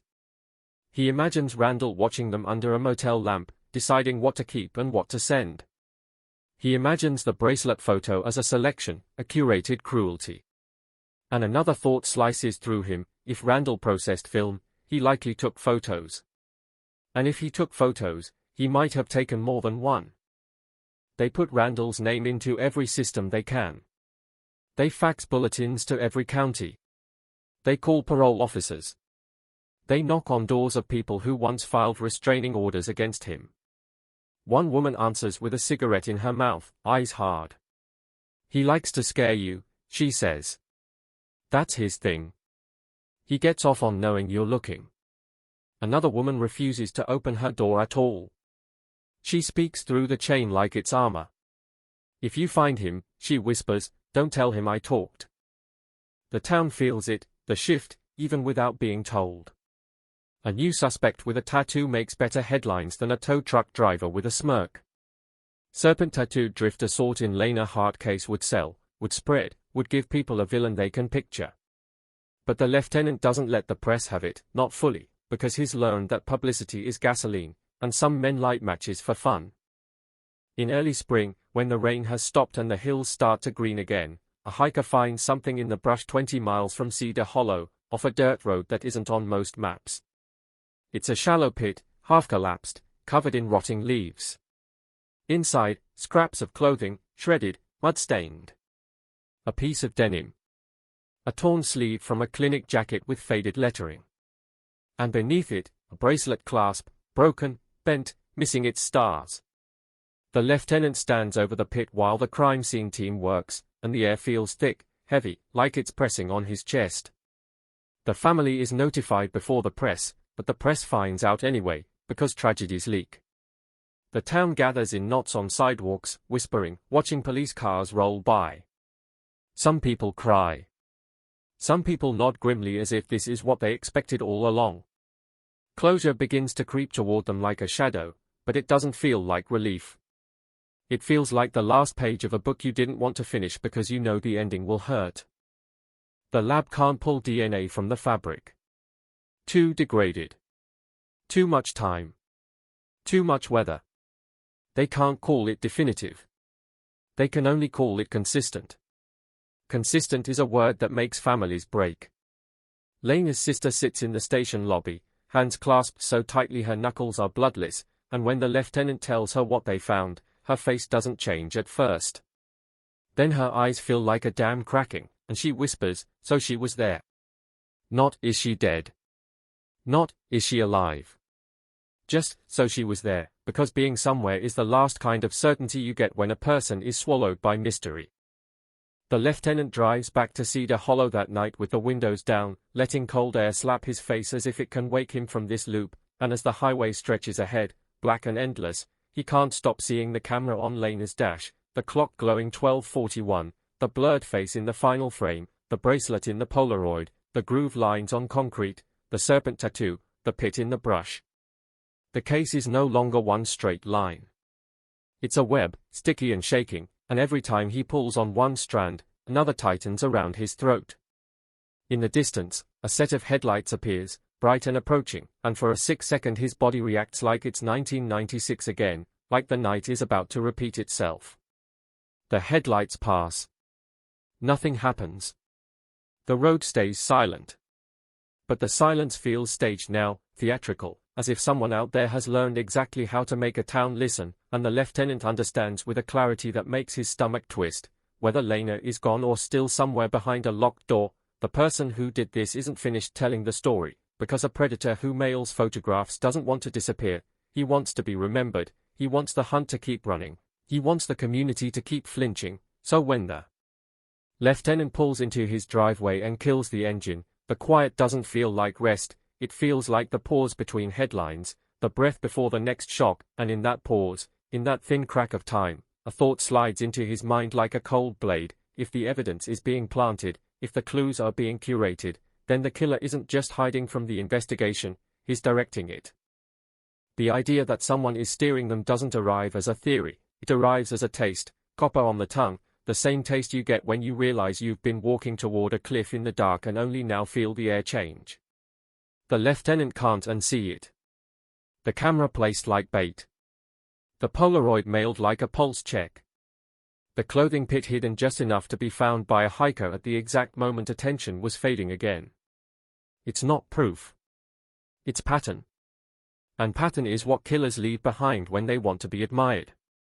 In Cedar Hollow, admiration and fear blur together, and the town doesn't understand that it's feeding something every time it whispers Lena Hart's name like a legend, every time it slows down at that turnout to stare into the trees and imagine the darkness staring back.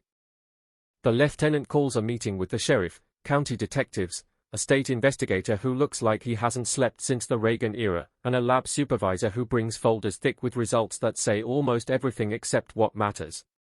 He lays the timeline out like a body on a table: gas station, payphone call to Vernon's line, turnout, camera, drag mark, star earring, months of silence, bracelet Polaroid, motel receipt tied to Randall Crowe, the pit with clothing, the broken clasp.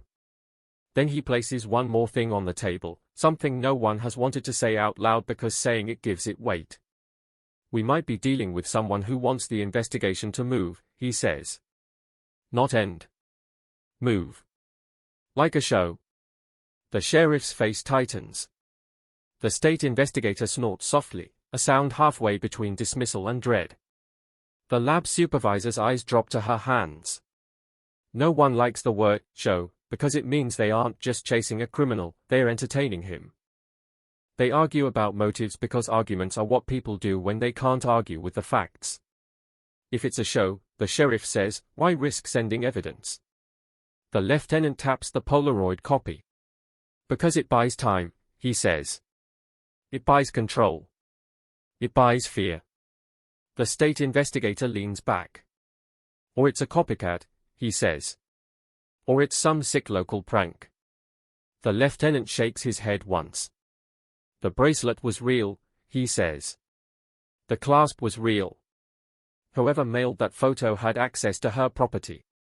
He pauses, feels the room holding its breath. And whoever processed film right before the photo arrived wanted those prints back. The name Randall Crowe hangs unspoken in the air like smoke. The name Vernon Pace sits beside it like a second shadow. Two men. Two trails. Two sets of hands that could be dirty in different ways. They decide to build a pressure net, not a sprint.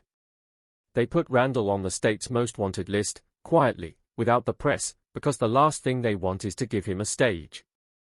They assign a detective to Vernon, not as an accusation but as a constant presence, a patrol car that just happens to be near his yard more often than before, a deputy who just happens to show up when he's towing something at midnight. The goal isn't to arrest. The goal is to make the air tight enough that someone who likes control starts making mistakes. The lieutenant visits Lena's family that afternoon, not because it's procedure, but because he's running out of ways to carry their faces without letting it crush him. Her mother answers the door like she hasn't stopped bracing since 1996, shoulders set, eyes scanning past him to the street as if danger might be parked at the curb. Inside, the house smells like lemon cleaner and grief. Lena's photo is everywhere, on shelves, on the fridge, in frames that look too polished for what they hold. Her sister sits at the dining table with a stack of scrapbooks open, turning pages as if she can flip backward through time and catch Lena before she steps into the night.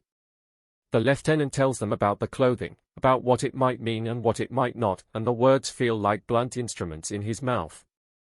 Lena's mother listens, hands clasped so tightly the skin is white. When he's done, she asks a question that isn't about evidence or suspects. Do you think she suffered? Her voice is steady. That steadiness scares him more than sobbing. He answers the only way he can without lying. I don't know, he says. And her face crumples anyway, because not knowing is its own kind of violence. On his way back to the station, he drives past the turnout without meaning to, as if his body is navigating by trauma. The spot looks ordinary in daylight, gravel, weeds, a view of rolling hills. It's insulting how ordinary it looks. He pulls over, steps out, and the wind hits him with the scent of dry leaves and distant exhaust. He walks to the edge where the drag mark began months ago, now erased by weather and tires and time. He imagines Lane's car sitting here again with the interior light on, like a lighthouse warning nobody. He imagines a door opening behind her. A voice, calm, practiced. A man who knows how to sound helpful. A man who knows how to make a woman hesitate just long enough. He feels his stomach tighten, because the mind always fills gaps with the worst possible version once it's been trained by enough cases. That night, the second taunt arrives. It doesn't come to the Gazette this time. It comes to the sheriff's station, slid through the mail slot sometime after midnight, when the lobby is empty and the fluorescent lights make everything feel like a fish tank. The morning clerk finds it sitting on the floor behind the door, a padded envelope, no return address, thick enough to hold something that makes her hands shake. She calls the sheriff. The sheriff calls the lieutenant. And within minutes, the evidence tech is standing over the envelope like it might bite. They open it in the lab with gloves, cameras rolling, every motion slow because one mistake could erase the very thing they've been begging for. Inside is a cassette tape. A cheap one, clear plastic, the kind people use to record mixtapes and voicemail messages and secrets. There's a handwritten label on it in block letters, Play ME. No signature. No date. The lieutenant stares at it, feeling his pulse hammer in his ears. A tape is not just evidence. A tape is a voice. And a voice is intimacy. It's the killer stepping close enough to breathe on your neck. They play it in a controlled room, recording the playback, and for the first few seconds there's nothing but the sound of magnetic tape spinning through emptiness. Then a faint tone, like a dial tone recorded from far away. Then, softly, footsteps. A door opening. A brief, metallic clink. And then a woman's breathing. Not screaming. Not speaking. Just breathing, shallow, tremulous, as if she's trying to stay quiet. The room goes still. The sheriff's hand tightens on the edge of the table. The lieutenant's mouth goes dry. The breathing continues for several seconds, and in the background, so faint it's almost imagined, a radio plays. A man's voice on the radio, sports, maybe, a talk show, hard to make out through the static. Then, suddenly, a male voice very close to the microphone, low, calm, almost conversational. You're looking in the wrong places, it says. The words are clear, deliberate, enunciated like someone who wants them understood. Then the tape clicks, stops, as if the recorder was turned off with a casual finger. That's it. 10 seconds of breath. One sentence. A slap. The sheriff swears under his breath. The state investigator's face tightens in a way that makes his age vanish. In that moment he looks like a younger man forced to remember every case he failed. The lieutenant sits back slowly, because the message is simple but the implications are endless. The voice is male, mid-range, no heavy accent, no obvious speech impediment. Calm. Controlled. Someone who isn't afraid of being heard. Someone who wants to own the room without being in it. The lab takes the tape, runs what analysis they can for 1996, voice spectrograph comparisons, background noise identification, tape brand, cassette batch. They isolate the faint radio audio, enhance it, and what they pull out is a fragment of a station ID, muffled but recognizable, a local AM station from 2 counties south, the kind of station that broadcasts late-night talk and sports reruns. Not definitive, but another arrow pointing away from Cedar Hollow and toward the wider sprawl of Northern California, where a person can disappear into miles of asphalt and anonymous motels. The biggest question burns at the center of everything: whose breathing is that? They bring Lena's mother in, because the family deserves truth even when truth is poisonous, and they play it for her in a small room with a box of tissues nobody touches. The tape hisses. The breath begins. Lena's mother's hands rise to her mouth, and she makes a sound that isn't a word, isn't a sob, something older and rawer. When the male voice speaks, "You're looking in the wrong places," her eyes go wide with a kind of fury that scares the lieutenant more than any suspect. "That's not her," she says, voice shaking. "That's not my daughter." The lieutenant doesn't correct her. He can't. He doesn't know. Hope and denial are twins, and sometimes they wear each other's clothes. Outside the station, rumors explode within hours. Somebody talks. Somebody always talks. By evening, Cedar Hollow is buzzing with the idea of a tape, a voice, a clue. The diner is loud with speculation. The bar is louder. People argue about whether the breathing sounded young, whether the man sounded local, whether wrong places means the river, the mountains, Vernon's yard, Randall's trail. Some people start driving out at night, hunting for anything that looks like a hiding spot, shining flashlights into ditches as if they can catch truth hiding under rocks. The sheriff begs them to stop. They don't. Fear makes citizens into amateurs with good intentions and terrible consequences. The lieutenant pushes the team to do what the tape suggests, even if it might be a trap: look where they haven't looked. Not the obvious suspects. Not the obvious sites. The wrong places might be the places too close, too ordinary, too integrated into daily life. He pulls old leads back out, the ones that were dismissed because they sounded like nonsense, the dream calls, the wrong town sightings, the somewhere wet whisper. He pins them on a second board. He draws lines. He circles intersections. He hates himself for how much it feels like a game, because games imply rules, and killers break rules whenever it benefits them. Then the smallest thing begins to glow with a different light, the 17-second call from the gas station to Vernon's line. 17 seconds is enough to connect. It's enough for a line to ring and a voice to answer. It's enough for a person to hear a tone that makes their skin crawl. It's enough to hang up before saying a name. It's also enough for someone to call back. The lieutenant requests Vernon's phone records again, not just incoming, but outgoing, the full pattern of that night. The phone company drags its feet. Paper logs take time. When they finally arrive, they aren't clean. They're messy columns of numbers and timestamps, the kind of data that only becomes meaningful when you stare at it too long. The lieutenant does. And there it is, buried in the noise, at 12:18 a.m., 2 minutes after the gas station call, Vernon's line places an outgoing call to a payphone number. The same gas station payphone. He called back. The lieutenant feels the room tilt again, not from shock, but from the sick satisfaction of something finally clicking into place. A callback means intent. It means someone noticed the hang-up. It means someone wanted contact. Vernon's explanation is immediate when confronted. "I return missed calls," he says, as if that's normal business practice at midnight. People hang up all the time. The lieutenant stares at him through the interview room glass, watching Vernon's mouth move, watching his hands, watching for the moment his confidence slips. But Vernon has practiced being watched. He lives in a world of tow yards and disputes and angry customers. He knows how to keep his face flat. So they take a different approach.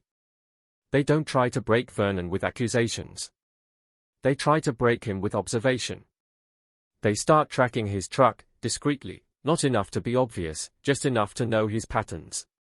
They note where he goes at night. They note where he stops. And one night, just after 1 a.m., his truck rolls out of Cedar Hollow and heads south, not toward a tow call, not toward a highway incident, but toward a line of old warehouses by the county border, warehouses with textured concrete floors, loading docks, industrial drains, places where sounds can be swallowed by machinery even when the machines are off. The detectives follow at a distance, headlights off, moonlight guiding them like criminals chasing a criminal, and when Vernon pulls into a lot and kills his lights, they watch his silhouette step out and disappear through a side door. Minutes pass. Then more. The lieutenant's chest tightens. He wants to move, to rush, to tear the door open and find whatever is behind it, but he can't, not without a warrant, not without a clean reason, not without risking the whole case for one burst of adrenaline. He sits in the dark, teeth clenched, listening to the faint hum of power lines and the far-off bark of a dog. Somewhere inside that warehouse, a man is alone with something he doesn't want seen, and the lieutenant can't touch it yet. Then the door opens and Vernon steps back out, carrying nothing visible, moving with the calm of a man who just checked a machine or dropped off paperwork. He locks up. He drives away. The detectives follow him back until he turns into his yard, and only then do they breathe again, because the night has the weight of a near miss. Back at the station, the lieutenant stands in front of the board and feels the case tightening, not resolving. The tape said they are looking in the wrong places. Maybe it's a lie meant to scatter them. Or maybe it's the truth meant to taunt them. Either way, the killer has inserted himself into their process like a parasite, feeding on their attention, shaping their movement. And as the lieutenant stares at Lena's smile beside that bracelet wrist, at the pic photo beside the cassette label, at Vernon's name beside Randall's, he feels something settle in his gut with cold certainty. They are no longer just investigating a disappearance, they are being tested, step by step, by someone who believes he is smarter than the entire town, someone who believes that as long as he controls where they look, he controls what they find, and the most terrifying part is that so far, he's been right. The first time they step inside the warehouse, the air hits them like a held breath finally released, dust, cold metal, old oil, that faint sourness of water trapped where it shouldn't be, and the sound of their boots on concrete travels too far, echoing into corners that feel deeper than the building's footprint should allow, as if the place has learned to multiply silence. The warrant is fresh, the ink still sharp, but the lieutenant's hands feel older holding it, because paper has never been enough to protect you from what you might find on the other side of a door. A deputy swings a flashlight beam across stacked pallets and topped machinery, and the light catches on something reflective, small, quick, then disappears, like the building blinked. The sheriff's face stays hard, but his throat works as he swallows, and everyone moves slower than they want to, not from caution alone, but from the weight of the question pressing on every step. If this is where the story has been hiding, is it going to speak now, or is it going to laugh at them again? They clear the main floor first, methodically, radios muted, hands resting near holsters, eyes scanning for the kind of details that don't belong, fresh footprints, a warm engine, a cigarette burning in an ashtray that shouldn't exist. The warehouse is mostly dead space, industrial bones picked clean, but the concrete under their feet is ridged, grooved in parallel lines that make the lieutenant's skin prickle because it looks too much like the floor in the Polaroid. Not identical. Never identical. But similar enough to drag his mind back into that glossy image, the bracelet, the wrist, the oil-stained surface. Similar enough to make the air feel charged, like static before a storm. A door sits at the back, half hidden behind a hanging sheet of plastic. No sign. No label. Just a metal handle worn smooth where hands have grabbed it often. They don't burst through. They don't kick it in. The lieutenant has learned that impatience is how evidence dies. The evidence tech photographs it from multiple angles, then powders the handle, and under the dust a smudged print blooms like a ghosted fingerprint of habit. Partial. Again. Always partial. The door opens with a slow groan, and beyond it is a narrow corridor that smells damp, the kind of damp that suggests time and concealment. The flashlight beams carve the darkness into slices, pipes, electrical boxes, stains that could be water, could be something worse. At the end of the corridor is a second door, heavier, with a deadbolt. That deadbolt is new. Too new. The lieutenant hears his own pulse in his ears as if his body is trying to warn him, somebody cared enough to lock this. When they break it, the sound is loud enough to feel like an announcement, and for an instant everyone freezes, listening for movement on the other side. Nothing. No scuffling. No breath. No voice. Just emptiness waiting. The door swings inward and reveals a room that is almost clean, too clean for a warehouse, bare walls, a drain in the floor, fluorescent fixtures overhead that flicker when the electrician flips the switch. Light floods the space and turns it sterile, clinical, wrong. There's a folding chair in the corner. There's a cheap table with a cassette recorder on top, the kind sold in drugstores. The lieutenant stares at it and feels the tape message crawl back up his spine. You're looking in the wrong places. The recorder sits like an answer with its mouth shut. They don't touch it. They photograph. They bag. They swab every surface, every edge, because swabs are what you do when you're desperate for the kind of truth that doesn't lie. On the wall above the table, scratched faintly into the paint, are lines, for vertical, then a fifth crossing them. Tally marks. A child's counting game. An adult's ritual. Nobody speaks. Even the deputies, men who joke about everything because joking is armor, go quiet. The lieutenant feels his jaw tighten until it aches. Tally marks mean time. Time held. Time stolen. Time counted in secret. They search deeper, behind a false panel, behind stacked boxes that look staged, behind a shelf that's bolted to the wall in a way shelves don't need to be. They find nothing that says Lena. No ID. No hair. No blood. No clothing. No body. It's like the room was built to imply horror without offering proof, a set designed for dread, and the worst part is that the implication works. Every nerve in the lieutenant's body screams that something happened here, but the law doesn't convict on nerves. The law wants a chain. The law wants certainty. The killer, whoever he is, seems to understand that better than anyone. Outside, the late afternoon sun turns the lot into harsh glare, and a small crowd has gathered behind police tape because word always travels faster than truth. People crane their necks, trying to see the shape of justice being carried out in cardboard evidence boxes. A reporter shouts a question. The sheriff doesn't answer. The lieutenant keeps his eyes forward, but he can feel the crowd's hunger, that same hunger the killer feeds when he sends taunts. Cedar Hollow wants a monster in handcuffs. Cedar Hollow wants a name. Cedar Hollow wants the story to end. And somewhere in all that wanting is the danger, because wanting can make you believe anything that promises relief.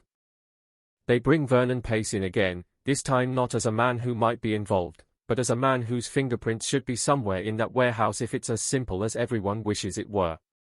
Vernon walks into the station with his chin high, shoulders squared, as if he's stepping into a courtroom where he's already been acquitted. This is harassment, he says loud enough for the lobby to hear. You got nothing. The lieutenant says nothing back, because arguing is what Vernon wants. Attention. Control. The lieutenant has learned that silence can be sharper than words. In the interview room, they show Vernon photos of the warehouse interior. The ridged concrete. The corridor. The deadbolt. The tape recorder. The tally marks. Vernon's face barely changes. A flicker at the eyes, then flat again. I own a tow yard, he says. I know guys who rent spaces. I don't know what every tenant does in every building. The lieutenant leans forward slowly. You went there at 1 in the morning, he says. We watched you. Vernon smiles without warmth. You watched me walk into a building, he says. Congratulations. The detective slides a paper across the table, property records. Vernon's name. A shell company. A rental agreement signed with block letters that match the cassette label's harsh strokes just enough to make the room feel smaller. Vernon shrugs. Investment, he says. You ever invest? Or you just chase ghosts? The lab calls 2 days later with a result that lands like a fist on the table. One of the swabs from the cassette recorder's buttons contains trace skin cells. Not enough to type fully, but enough to begin building a profile, enough to compare if they ever get a suspect's DNA. In 1996, that's like being handed a key and told the lock hasn't been invented yet. The lieutenant holds the report and feels both hope and fury, because science is moving, but time is moving faster, and somewhere a person who likes control is counting on that gap. Then the case takes a turn that feels like it shouldn't be possible. A call comes in from a woman in a neighboring county, voice trembling, asking for the lieutenant by name as if his name is a lifeline and a threat at the same time. She says she saw the news years ago. She says she stayed quiet because she was scared. She says she can't sleep anymore.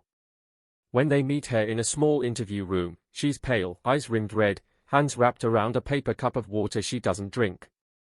Her name is Carla Mendez. In 1996 she was 21, working nights at the photo processing shop that developed film from disposables and weddings and tourists, and she says a man came in late, near closing, paid cash, demanded his prints fast. She remembers his hands. She remembers his impatience. She remembers the way he stood too close, watching her like he was measuring what she might do if she knew what he knew. She says she didn't think much of it until the bracelet photo hit the paper, until the missing woman's face started staring from every storefront. Then she started thinking about the prints. Did you see them? The lieutenant asks, voice controlled. Carla swallows hard. Not all of them, she whispers. But one. I shouldn't have. I wasn't supposed to. It fell, and I looked. Her eyes fill. It was a room, she says. Concrete floor. A drain. And a woman's arm. I saw the bracelet. I saw bruises. The lieutenant feels the blood drain from his face, not because it confirms anything definitively, but because it confirms enough. The print she saw is gone. The negatives were thrown out. The customer took the photos. The only thing left is Carla's memory, and memory is the kind of evidence defense attorneys chew into dust. But Carla's voice shakes in a way that feels real, and fear has a texture you can't fake for long. Was it Randall Crowe? The detective asks. Carla squeezes her eyes shut. I don't know his name, she says. But I know his neck. The tattoo. A snake. Coiled. Like it was going to bite. The lieutenant's mind snaps, not into relief, but into a sharper kind of alarm, because the snake tattoo isn't just rumor now, it's a second witness, a second anchor point, and suddenly the case has a moving target again. Randall Crowe becomes more than a name in a file, he becomes a living piece of the puzzle that might still be walking around under a different name, in a different town, waiting for the world to forget. They dig into Randall harder, blow dust off his old parole documents, trace his known associates, build a map of his drifts like you'd map a storm system. They find he had a cousin who worked, briefly, at a shipping yard near those warehouses. They find he used to sleep in a squat not far from Highway 128. They find he once assaulted a girlfriend in a garage with a floor drain, and in the report she wrote one line that makes the lieutenant's stomach turn, he told me nobody would ever find me if he decided to keep me. That line isn't proof. It's personality. And personality can be more predictive than fingerprints. The pressure net tightens. Deputies check motels. Detectives sit in unmarked cars outside bars where Randall's old friends drink. The lieutenant sleeps in fragments, waking with the cassette voice in his ears, that calm tone that sounds like someone smiling in the dark. The town senses motion again and breathes it in like oxygen. People start saying, they've got him, without knowing who him is. People start saying Lena will come home as if belief can reverse time. And in that collective rising hope, the lieutenant feels a cold dread, because hope is loud, and loud things attract attention. The third taunt arrives on a Tuesday, not in the mail, not at the station, but in the most public place possible, taped to the inside window of the Cedar Hollow diner before dawn, facing outward so anyone walking past can see it. A single sheet of paper, protected by clear packing tape, with block letters written in thick marker, still wrong places. Under the words is a crude drawing of a star. One point darker than the others, like a stain. By the time deputies arrive, the crowd is already there, pressed close, whispering, pointing, hungry for meaning. The lieutenant rips the paper down with gloved hands and feels heat rise in his chest, because now the killer isn't just taunting law enforcement, he's taunting the town directly, turning citizens into an audience again, turning every breakfast table into a crime scene. The paper goes to the lab. The tape is bagged. The diner window is dusted for prints. And when the evidence tech lifts the first latent print from the tape's edge, the lieutenant watches the swirl of ridges appear like a fingerprint of arrogance and thinks, with a sick twist of certainty, that someone out there is enjoying this, enjoying the way Cedar Hollow flinches, enjoying the way investigators chase, enjoying the way Lena's name still sells shock and fear like a headline that never gets old. The lab can't match the print. Not yet. The database is thin. The system is slow. The lieutenant stands alone in the evidence room later, staring at Lena's photo beside the scratched tally marks taken from the warehouse wall, and he feels something settle heavy in his chest. Whether Lena is gone or hidden somewhere beyond reach, the case has become a machine that keeps feeding itself, each clue creating another question, each question creating another search, each search creating another opportunity for the killer to step closer without being seen, and the most terrifying thought isn't that they are failing, it's that they're being trained, conditioned, guided like dogs on a leash made of fear, because every time they respond to a taunt, they confirm to the person behind it that he still has power, and power is the one thing men like that never stop wanting, even when years pass, even when the town grows tired, even when the file starts to gather dust, because as long as people still look over their shoulder on Highway 128, as long as the diner window can become a bulletin board for terror, as long as a cassette voice can crawl into a mother's mind and refuse to leave, the story doesn't end, it just keeps moving, step by step, through the wrong places, exactly the way he wants. The paper from the diner window looks harmless when it's sealed in plastic, just ink, tape, arrogance, but in the evidence room it feels like a loaded weapon, because it's not what it says that matters now, it's what it touched, the tiny unintentional confession left behind by skin that couldn't resist being close to its own performance. The lieutenant watches the latent print lift develop under powder, ridge by ridge, like a face emerging from fog, and for the first time in months something inside the case stops spinning long enough to point in a single direction. The technician lays the print card on the table, the sheriff leans in, the state investigator squints like he's trying to see the future in the whirls, and nobody says what everyone is thinking because saying it out loud feels like tempting fate. This is the first real chance to put a name to the shadow that keeps writing headlines in their town. They run the print through what systems exist, and in 1996 those systems are a patchwork, county files, state files, federal records that don't speak to each other cleanly unless you push and push and push. Hours stretch. Phones ring. Faxes spit paper. A deputy jogs down a hallway with a sheet held like it might evaporate. The lieutenant sits at his desk staring at Lena Hart's photo, at the star charm tape beside it, at the cassette label copied in block letters, and he feels a bitter rhythm tapping in his skull, still wrong places, like a chant meant to keep them chasing their own tails. The call finally comes from a state lab tech with a voice that's too careful. "We got a possible," she says. Possible. That word again, the word that has haunted every hallway of this case. "Out of Sacramento County," she adds. "Older arrest. Not in the main database. We had to pull microfiche." Microfiche, film sheets of recorded lives, technology that feels ancient even then, as if the past is stored on fragile plastic because it doesn't deserve sturdier material. The name attached to the print isn't Randall Crowe. It isn't Vernon Pace.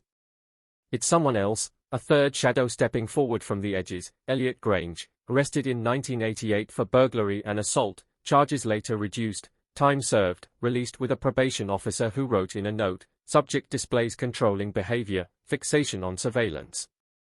Fixation. Surveillance.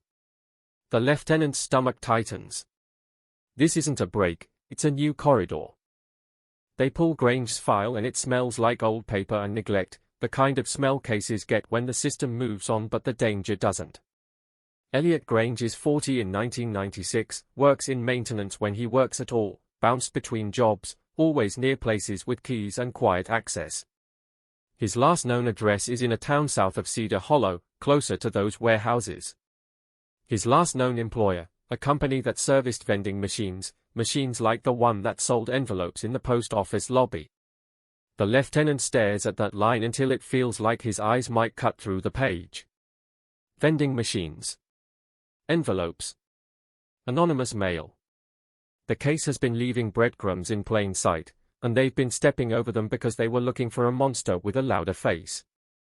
They move fast, but not loud. Loud gets you dead ends. Loud gets you a suspect who vanishes. Two detectives drive to Grange's address in an unmarked sedan, radios low, the kind of quiet that feels like sneaking up on a sleeping dog you're not sure won't wake and bite. The house is a faded single story on a street of tired lawns, curtains drawn too tight, no cars in the driveway. A neighbor watering plants looks up, eyes narrowing with that familiar small-town suspicion. "Elliot," she says when asked. "Haven't seen him in weeks. He comes and goes. Keeps to himself. Doesn't like people." The detectives ask about visitors. The neighbor shakes her head. "Sometimes a truck," she says. "Big tow truck, maybe." The lieutenant hears that detail over the phone and feels the web tighten in a new way. Tow truck. Vernon's orbit. Grange's address. The wrong places suddenly look connected. They get a warrant for Grange's house, but warrants take hours and shadows move in minutes, and the lieutenant hates the gap between law and reality because predators thrive in it. While paperwork crawls, a deputy sits across the street in a playing car, pretending to read a newspaper while watching the house's dead windows. The hours drag. Night falls. Street lights click on, casting pale circles on asphalt like interrogation lamps. At 11:46 p.m., a vehicle rolls slowly down the street, engine low, headlights off until the last moment. It's a tow truck. Black. No company logo. Just a silhouette of steel and chain. It stops in front of Grange's house. A man steps out. Another man is in the passenger seat. The deputy's pulse spikes. He whispers into the radio, "He's here." The lieutenant is already in motion, car tires hissing on pavement, detectives converging like gravity. They don't rush in. They don't light it up. They wait, watching from darkness as Grange's front door opens and a thin figure appears, moving like he's careful not to be seen. He leans into the driver's window. A brief exchange. A nod. Then Grange climbs into the passenger side, and the tow truck pulls away, slow, steady, like it owns the road. They follow at a distance, 2 cars back, then 3, leapfrogging to avoid detection, headlights dipping over hills like cautious eyes. The tow truck heads toward the county border, toward the industrial strip, toward the warehouses with grooved concrete and hidden rooms. The lieutenant's hands grip the steering wheel until his fingers hurt, because he can feel the case shifting into a moment that could finally give them something solid or shatter into another cruel, almost. They can't stop the truck yet. Not without risking a bad stop. Not without risking spooking them into violence. Not without risking that whatever they might lead to gets erased. The tow truck turns off the main road onto a service lane that snakes behind a row of warehouses. The same row. The same black shapes against the night sky. The lieutenant's breath fogs the windshield as he watches the truck slow, roll to a stop near a loading dock, kill its lights. A side door opens. Vernon Pace steps out from the driver's seat, unmistakable even in shadow, broad shoulders, that familiar posture of a man who thinks rules are for other people. Grange steps out from the passenger side, thinner, more angular, moving with the quick, contained energy of someone who doesn't like being exposed. The two men speak briefly. Vernon gestures toward the side door. Grange disappears inside. The lieutenant's mind races, trying to keep the story straight. Vernon. Grange. Warehouse. Tape recorder. Diner taunt. If this is real, if they've been watching the wrong place, then everything they've chased has been part of a partnership, a network, not one lone predator but a chain of men each useful in different ways, one with a tow truck and access to stranded drivers, one with maintenance keys and vending routes, one with a serpent tattoo drifting through motels and photo shops. The case doesn't feel simpler. It feels worse, because evil multiplies when it's shared. They call for backup, but quietly. They position units at exits. They set up a perimeter that's more hope than guarantee because warehouses are full of doors you don't see until someone slips through them. The lieutenant waits for the warrant team to arrive, but he can't wait long. The case has taught him that hesitation is a gift you hand to the person hurting others. He gives the order to move. They breach the side door like a held breath released, swift, controlled, weapons drawn but low, because the goal is evidence, not chaos. Inside, the air is colder than outside, thick with dust and the faint smell of something chemical, cleaning agents, disinfectant, the kind of smell meant to erase. Flashlights cut through darkness, catching beams on metal shelving, plastic sheeting, a trail of wet footprints leading deeper in. A door slams somewhere ahead. The sound ricochets, makes the building feel alive. Sheriff's Department, someone shouts, and the words sound strange in that hollow industrial throat, like a prayer in a church built for machines. They reach the corridor again, the narrow passage, the damp smell, the pipes running along the ceiling like veins, and the deadbolt door at the end is open this time, hanging slightly ajar as if someone went through in a hurry. The lieutenant's pulse hammers.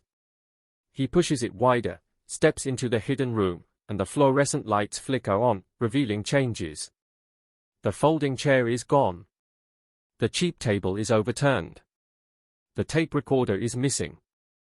The tally marks on the wall have been scratched deeper, more frantic, and beneath them someone has added a new line in the same blocky style, closer. It's not just a taunt. It's an announcement that they were expected. A detective curses under his breath. The lieutenant's eyes scan the floor drain, the corners, the seams where concrete meets wall. There, near the drain, something small and reflective catches the light. A star charm. Not one. Several. Scattered like crumbs.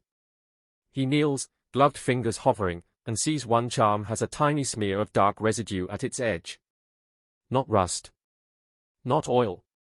Something that looks too much like dried blood to dismiss. Bag it, he snaps, and the evidence tech moves in, careful, reverent, like collecting relics from a crime chapel. From somewhere deeper in the warehouse comes the muffled sound of a vehicle starting. The lieutenant's head snaps toward it. He's running, a deputy barks into the radio. They bolt back through the corridor, boots pounding, flashlights swinging, and the building seems to fight them with every echo, every stacked pallet, every blind corner. They burst out onto the loading dock just as the tow truck's engine roars to life. Vernon is in the driver's seat, face lit by dashboard glow. The truck lurches forward, tires squealing on concrete. A deputy raises his weapon, but the lieutenant yells, "No, don't," because bullets turn evidence into tragedy, and tragedies don't bring Lena back.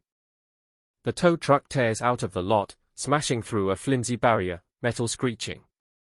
Patrol units swing in, lights flashing now, sirens cutting the night open. The chase spills onto the service road, then the highway, red and blue reflections strobing across warehouse walls like a warning to anyone watching from behind blinds. The lieutenant follows in an unmarked car, heart in his throat, because pursuits are chaos, and chaos is where mistakes kill people. Vernon drives like a man with nothing left to lose, weaving, accelerating, trying to outrun the story that's finally catching him. Up ahead, a patrol car sets up a rolling block. Another moves to box him in. Vernon swerves, clipping a guardrail. Sparks burst like fireworks. For a moment it looks like he'll lose control. He recovers, keeps going, and the lieutenant feels a cold admiration twist with disgust. Vernon is good at this, good at staying just out of reach, good at turning roads into escape routes. Then, in the middle of the chaos, a detail slices through the noise like a siren inside the lieutenant's head. The passenger seat of the tow truck is empty. Grange isn't in the truck. Grange didn't run with Vernon. Grange is still inside the warehouse, or he slipped out a door they didn't cover, or he never came alone and the real Shadow has already moved somewhere else. The net is tight, but not tight enough. The lieutenant's mind splits, half chasing Vernon's taillights, half screaming that the other half of this story is still loose in the dark. Vernon takes an exit too fast, the tow truck fishtailing, and for a heartbeat the world tilts. The truck slams into a concrete divider, the sound brutal, final. Metal folds. Glass explodes. The tow rig skids, grinding sparks, then stops sideways across the ramp like a wrecked animal. Officers swarm. Weapons drawn. Commands shouted. Hands. Hands. Vernon's door creaks open, and Vernon emerges coughing, blood on his forehead, eyes wild, not with fear, but with rage, like the universe has betrayed him by letting gravity win. He raises his hands slowly, and as he's cuffed, he leans toward the nearest deputy and says, too softly for the cameras, too calmly for the moment, still wrong places. The lieutenant hears it over the radio and feels his stomach drop. Even caught, Vernon is performing. Even bleeding, he's writing. They haul him to the hospital under guard, then to an interview room once he's cleared, and the lieutenant sits across from him with a folder thick enough to be a weapon. "Where is Elliot Grange?" he asks. Vernon smiles through swelling lips. "Who?" he says. The lieutenant slides the print match across the table. Vernon glances at it like it's boring. "You got a new boogeyman," he says. "Good for you." The lieutenant leans in, voice low, dangerous. "This ends now," he says. "Tell me where she is." Vernon's eyes narrow just a fraction. "Her," he repeats, savoring the pronoun. "You still think this is about her?" The lieutenant's hands clench. Vernon continues, slow, deliberate, like he's dictating a headline. "You're chasing a story, Lieutenant. Not a person. Stories don't end because you want them to." Outside the interview room, a deputy bursts in with a report from the warehouse search team. They found a panel behind shelving that opens into a narrow stairwell leading down, not up, down into a space that doesn't show on any building plan the county has. A sub-basement. A hidden room beneath a hidden room. The lieutenant feels the blood leave his face as he stands, because suddenly the phrase "wrong places" isn't a metaphor. It's literal. It's a map. It's a joke at their expense. And as he walks out of the station into the night air that smells like rain and exhaust, he realizes the case has reached a point where every step forward might finally be the step into truth, or the step into another trap built to keep them chasing shadows while the real horror waits, patient and silent, beneath their feet.